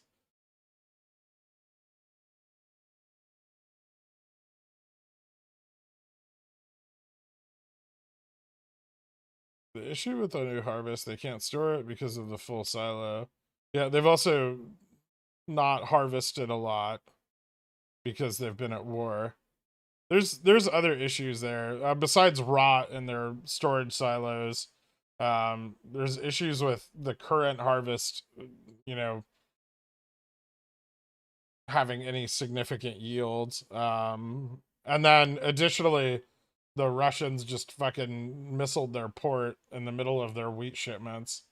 Or, well, not Russia, supposedly, but someone with Russian missiles.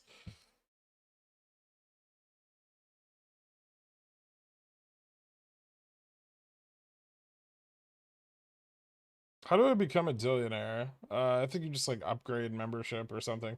Looking at 45cc for my shares on weekly earnings. Not sure if I'm setting it too high or I should be closer to 40. Weekly earnings? What earnings? People are saying a lot of really confusing things in chat today. Mike Bishop, what do you mean weekly earnings?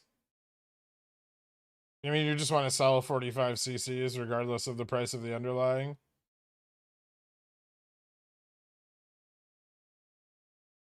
I mean, the delta amount tells you the risk, right? 0.5 delta means 50% chance of going in the money. And, you know, so on down to like 0.10, which is like 10% chance of going in the money. This is how the market maker is pricing the premium that you're selling for. So, you know, that's probably the easiest way to assess your risk on a covered call of assignment. That and understanding, you know, GME's week over week price movements and potential range and when we're likely to have the highest amounts of exposure can allow you to take a little more risk with those positions.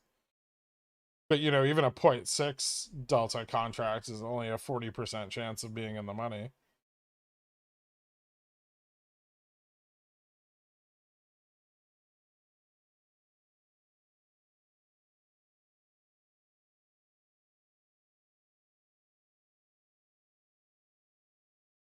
What makes you consider May as an OPEX run, but not the NOPEX months like Feb or June?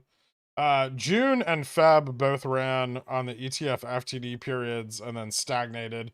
June had a little bit of a pop into its OPEX expiration, but not much.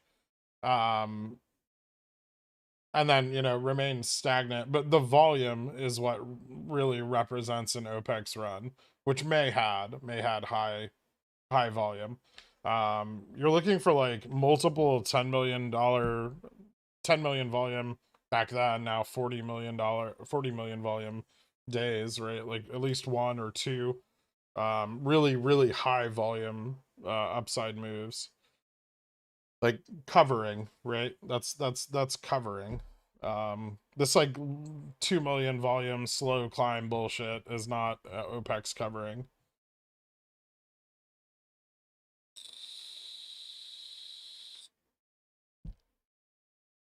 Incomplete question, same like. Exactly.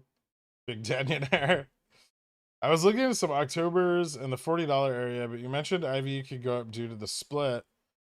Could that mess with normal IV drop into OPEX? Okay, I think I covered that. No. Like IV will drop, it'll just drop consistent with whatever the current IV is. Can you look at Maxer? Oh god, I hate this stock.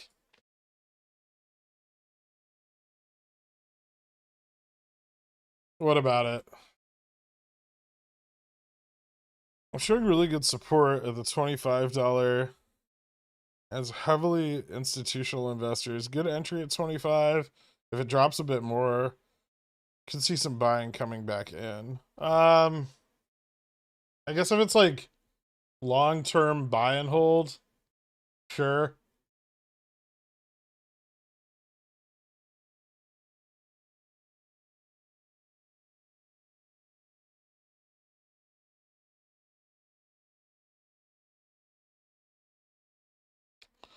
So they did pretty well off their last earnings. Earnings before last. Feb. The Feb earnings did good, and then May earnings were shitty. That's not a particularly good look. I wonder why there was such a big surprise there. From a technical sense, I mean, it looks like it's starting to turn around, at least on the low end. So it broke that one downtrend and is now moving, now trading in a higher downtrend. Earnings coming up again. Ugh, man, everyone's always jumping in on fucking earnings plays. I think the rejection's good. Yeah, maybe you can see entry potential at 23, maybe slightly lower depending on how hard the market falls off. But I would say DCAing from like 24 to like 23.50 is a really nice range to buy in. If it slips that resistance, which is kind of roughly drawn, but probably pretty accurate. If it slips that resistance, it could fall back down to the lower trend again, but that would probably require a miss on earnings. So a bit risky buying before earnings like that, but also at the same time, you know, if earnings beat, it could break into a new higher downtrend, or even maybe reverse its downtrend. I think institutions are buying on the bet that it has slightly better earnings. If you're starting to see a lot of institutional interest pick up here, you know, this is very much like an accumulation period. Probably a lot of the institutional buying here and here. Hold on, sorry. Here and here. So I would expect to see maybe some more slightly before earnings or right after.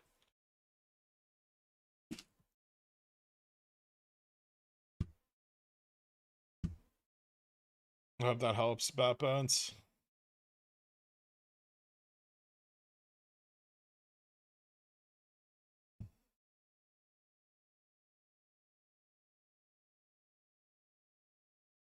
Asked about if 250Cs, which you say cost $15 a contract in March, were weeklies or 30 DTE. Oh, they were like 30 DTE, I think. The weeklies were, I think they hit like $8. Something like that. Like the 250s hit like $8 or near there. But it doesn't matter. Eventually the option chain becomes unsustainably expensive and then price action will break down, right? Given that all of our upward price action after the initial covering of OPEX is simply market makers revolving gamma exposure due to their lack of ability to properly hedge asymptotic risk, means that, you know, eventually gamma will collapse. Like, it can only expand so far because of the limited amount of capital being pumped in to continue its expansion. It becomes more and more expensive to continue pushing it up. That's why January was so crazy, is because money just kept flowing in and flowing in and flowing in, which kept the expansion going, right? But eventually they were able to stop the flow of money in, and that allowed the chain to collapse. Figure out when to start using deep in the money 0 DTE call and CSP to take delivery of shares. The simple religious of retail may want to rally around this if they want to mini margin call. Yeah, I mean, they could. Too hard to get large swaths of people to do the same thing.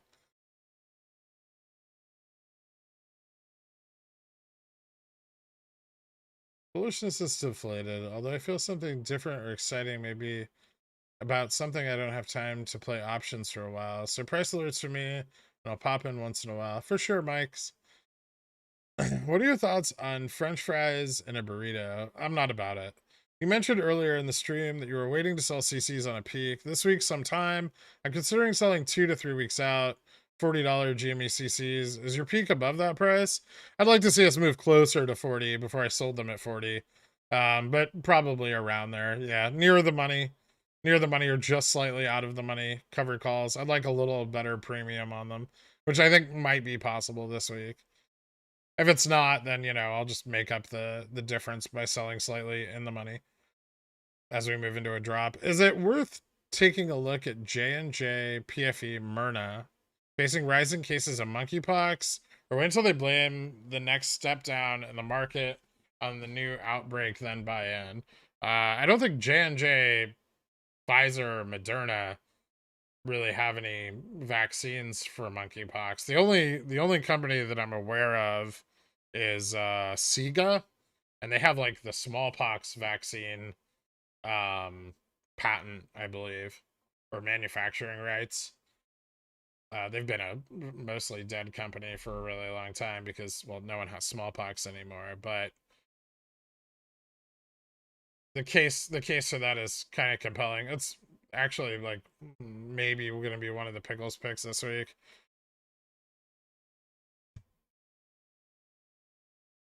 You making me sad. I'm sorry, Popcorn Trader.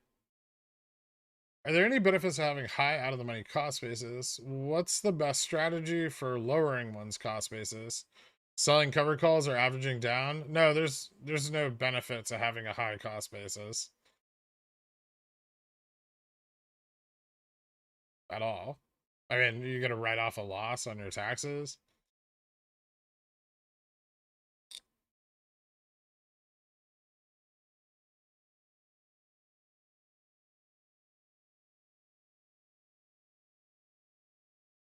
I mean, it's probably better to get exposure to VIX, but in reality, if you have an incoming downside market move and you're trying to play that, you probably shouldn't play it with the VIX. I don't use the VIX for like short-term plays, right? It's just not very good for that. You can sometimes you can get maybe better pricing on it. Uh, if there's like a small volumetric rally, it'll underprice and you can play the VIX. But for the most part, I mean, if you're trying to play the market moving down, you're better off just buying puts on the SPY or SPX. Because there's no guarantee that it's going to drop hard enough to create a lot of pressure on the VIX. I have 819, 394 puts on SPY. Looking to add to that position. Should I stick with 819 expiries? Or if I'm going to go at the money, should weeklies be okay? If you're going to look at the money and plan to play short dated calls, I would wait until like before the Fed announcement to buy in. Like I wouldn't buy them on Monday and hold them for 2 days.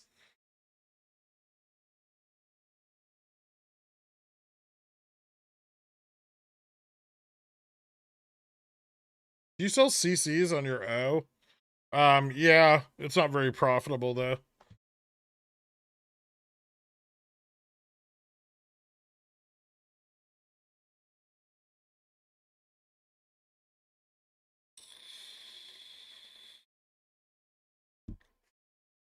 There's one thing I learned about Tesla. It's you want copious amounts of theta and no more than 5% out of the money.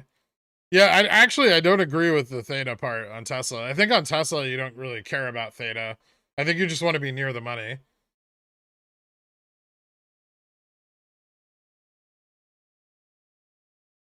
True to false, 4-to-1 dividend split is putting a lot of pressure on shorts to deliver dividend split shares to brokers from which they borrowed pre-split shares. False.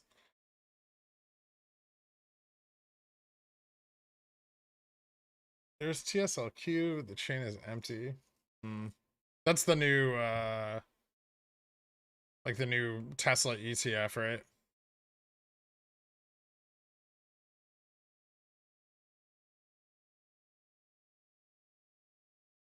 It'll pick up interest over time, probably in a better market. Submarine launched cruise missiles operated by Russia. What could possibly be the source? No idea.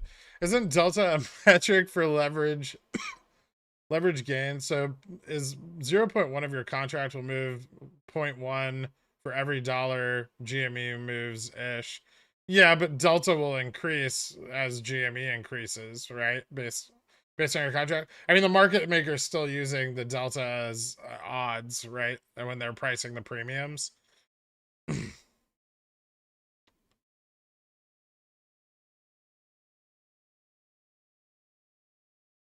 Are you thinking of like gamma?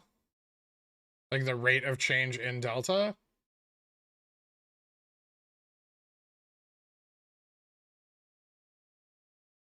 So I understand that CSPs and CCs can help generate capital based on the amount of contracts you sell.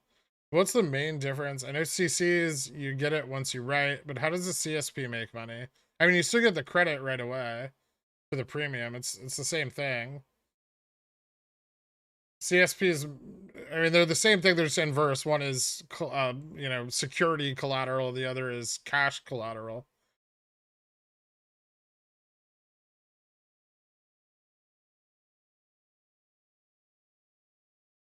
But both of them, you're selling a contract at a premium.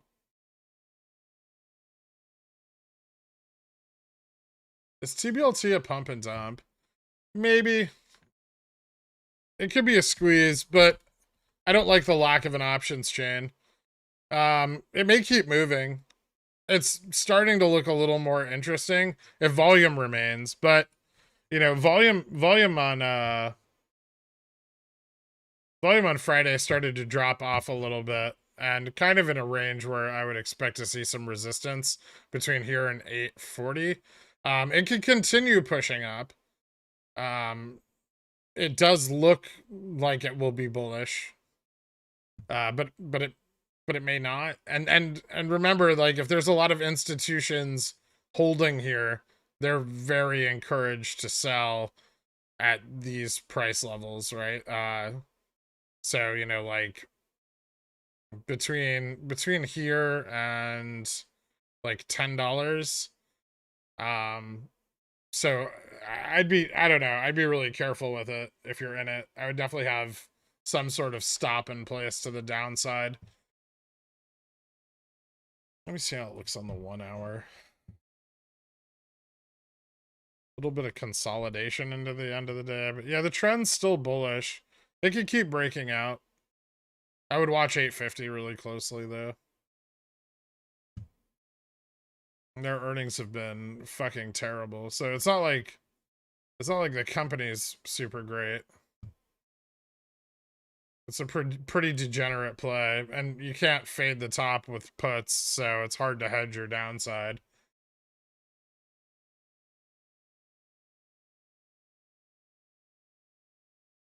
What do you expect for the second half of GME this year? Same open cycles? I hope so. OPEX? Yeah, I hope we continue to see OPEX cycles.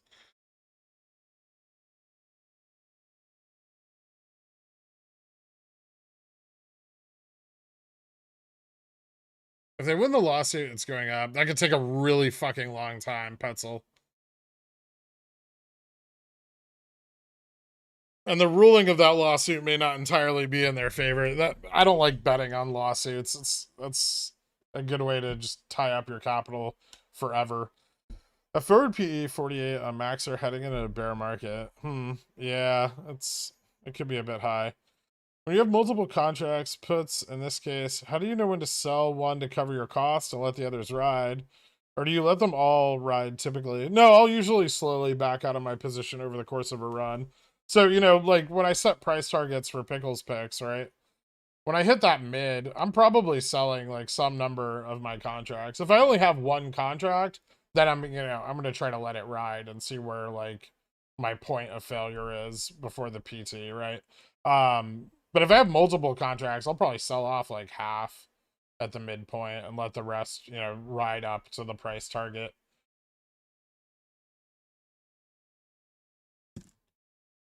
But I'm always, slowly pulling money off of the table, especially when I'm up.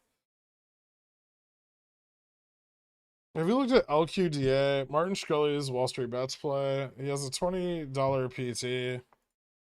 I read some of his DD on it. Could just be FOMO.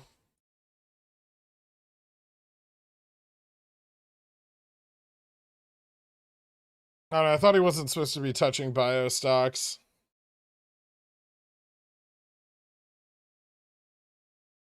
No, the first one will print, right? That's how they hook you. Risky.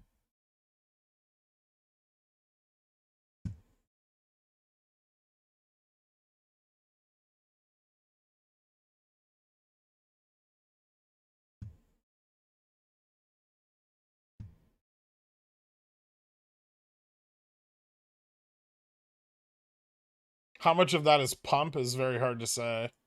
Their float is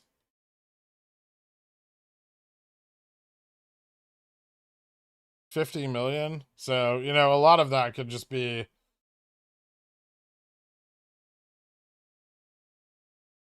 speculation.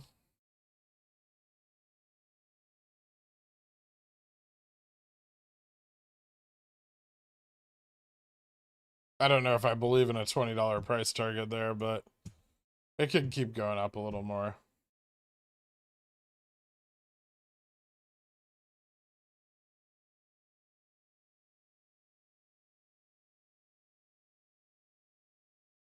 Have you looked at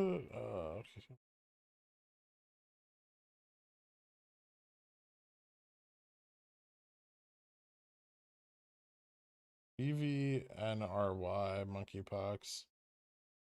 Polio in New York, first 2 cases in a decade. Yeah, because people don't vaccinate their children. Morning all, what's everyone thinking about Blockbuster and Sears news? Who cares? Well, I mean, like, the only news you're really gonna get is whatever happens with it, right? So, what's there to speculate on? I appreciate everything you share with us. Could you tell me what you think about UAN? Overvalued? What would be a good entry? I mean, I can't tell you anything about overvalued, but I can tell you what a good entry is. That's not it. Is that it? Yeah. CVR Partners.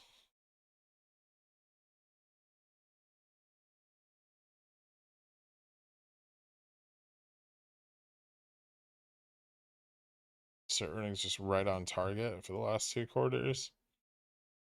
Earnings coming up in August. Last earnings, March 22. Did they suspend earnings? Oh. Oh, okay.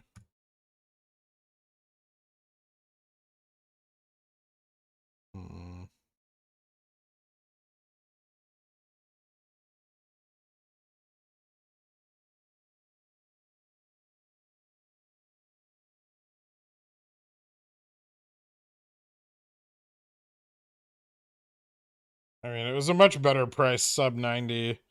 I would see if you could get, maybe in this next market downturn, if you can maybe pick it up below 90.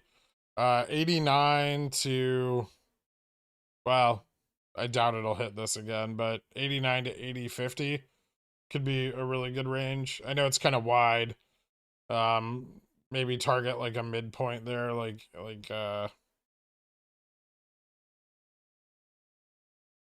87.24. Might be a decent entry. Like a long entry.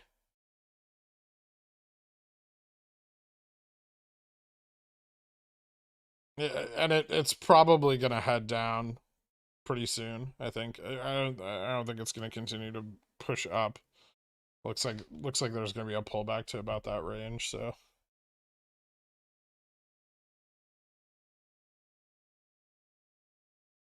last LSLD was mildly volatile. It made UVXY VIX plays terrible compared to SPY puts. Yeah, well that's the risk you take with trying to play the VIX. Good entry for QQQ puts expiring July 29th. I was thinking it could drop hard this week with tech earnings. Yeah, it could. Uh, I don't disagree with that. It's probably not a terrible idea. July 29th, I don't really like, but um, just because it's a little close, I might try to go a little further out than that.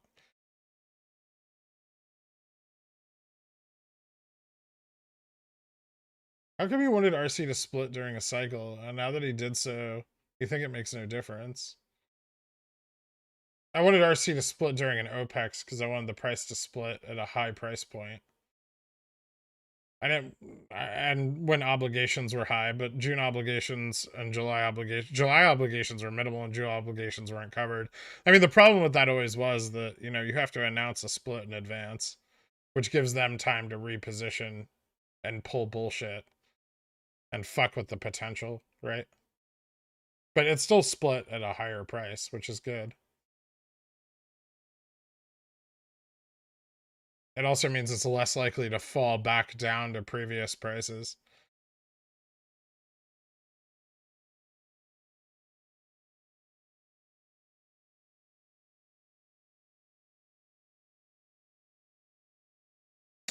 We're mostly focused on timing the split with regard to OPEX, but it's possible they may have timed it for the FTD generation in the future. I agree.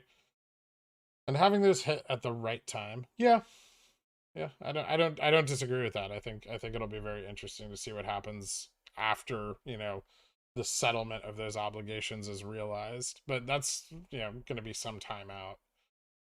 BBY SIS 40%. Do you think there will be a potential squeeze on BBY in January next year when RC's options expire? Yeah, I don't think January's RC options have anything to do with its potential to squeeze. I mean, except in the hedging they represent if BBBY starts to run, but yeah, also like if there were to be a squeeze next year, those options wouldn't be dated far enough, so it wouldn't matter.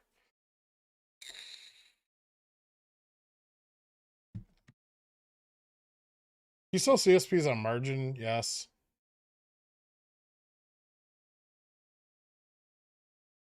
But is there a real downside to using margin for CSPs for something like GME? I mean, yeah, because the price of the underlying can continue to fall and then you own shares on margin, which could get you margin called. I have 600 BBBY, 512. How can I make money with them? You can sell covered calls. There's a risk that, in the next few weeks news happens that could catapult the price of the stock. So it's risky to sell covered calls on it, but that's something you can do with them to generate income off them. Do you talk about Tesla T+2 gamma potential? Not yet. There is some.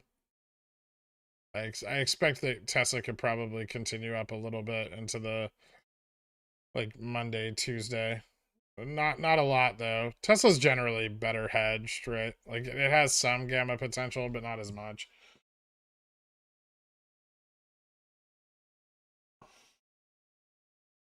What's your oil position? I have none. I got out of Occidental like at the peak.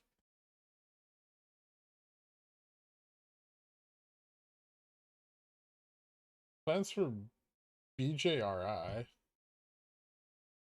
Fuck is that? Oh, the BJs? I don't have any. If the options go up, they go up. If they don't, I'm just throwing money away on turds. Silly bet.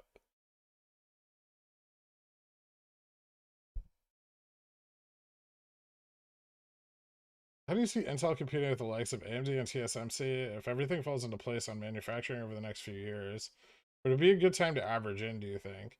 I think Intel's at a really good price to average in at. I do think that the overall market could take a bigger downturn, and it'll be quite some time before Intel's at a level where they're competing with TSMC. So probably like a 5 to 8 year time horizon.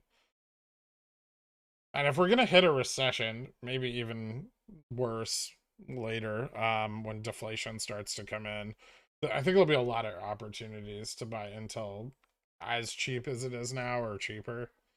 So I'm not like rushing to get into it. So now the split, do you think a squeeze is even on the table anymore? Seems like liquidity will be too high now. Why? Liquidity doesn't change if no one sells. The only thing that changes is some people will sell. Some people won't. Some people will continue to buy more.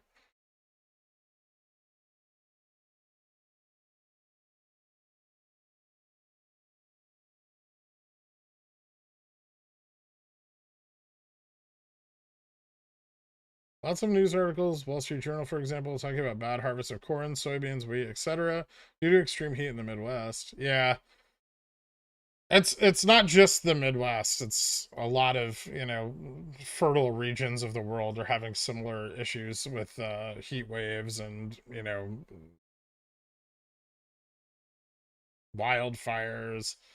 Uh, it's there's a and then the war in Ukraine. So there's a lot of issues. Yeah, fertilizer is another big one. There's been a big shortage of potash, and it'll be interesting. I think there will be a up pricing in a lot of the grain commodities over moving into the end of the summer and into the fall.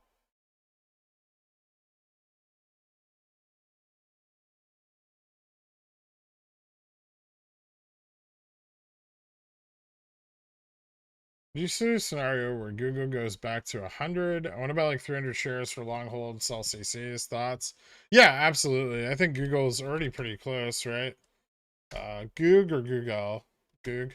It's 108 right now. I think if we see another big downturn in the market, maybe not 100, but you might be able to get it at like 105 ish.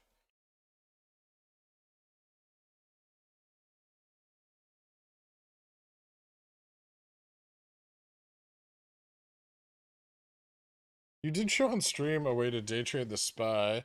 That's all I asked for you to repeat. I don't remember what it was. There's a lot of different ways to trade the SPY. You'd have to give me more info than that. DM me and like so you have more characters to type it out. Skipped. Do you think the reason we saw monthly runs instead of quarterly is because the split was coming, so they took less risk by covering monthly instead of building the obligation? It's possible. No way. The problem with that is there's no way for us to prove it, right? Because without the volumetric move, it's very hard for us to analyze their hedged positions.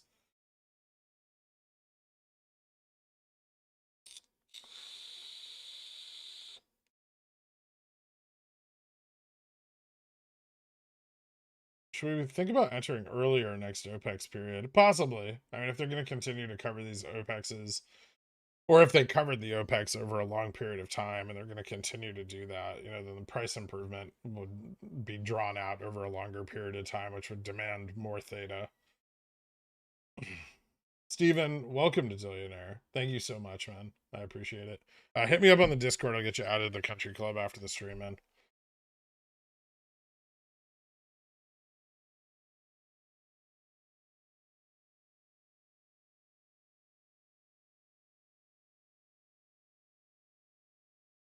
Hot Tub stream 5/22/2022. Talked about a method, but I think it said it's better in a bull market. Oh, probably. Most methods of trading the market outside of swinging are better in bull markets. Like day trading, the SPY is not as reliable in bear markets.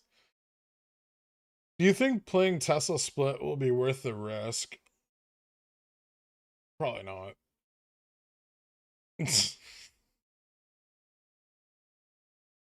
So maybe sell CSPs for Google at 105 for a month out. Yeah, it's probably not a bad idea, actually. If that's your goal. Maybe not a month out, maybe like 3 weeks. Yeah, a month. Well, what would you be selling? I guess you'd just be selling August 19s, right? Those aren't quite a month out, but yeah, like probably August 19s at like 105. Thoughts on BXC short term? All right, this is my last one, and then I've got a bunch of shit I have to do before I start on Pickle's picks for tonight. Blue Links Holdings, wholesale distributors. Oh, so for the near term, I don't like the sector.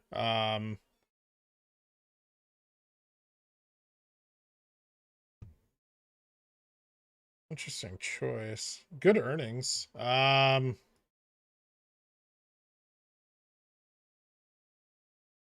I would be really careful with like their quarter 2 earnings. Maybe wait till after if you're looking for like a longer term buy and hold. For the short term, maybe. I mean, looks like there's already some speculation coming in moving into their earnings. I'd imagine maybe options prices have already risen or volatility is already up. So you may be too late to get a good entry.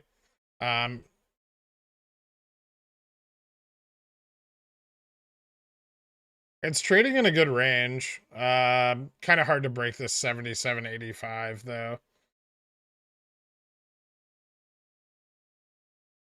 A little bit of a bounce. You might get a retest of 77. So there's a play here, but I really don't like the range on it. I don't think it's gonna move up to 80 quickly. At least not with the current volume.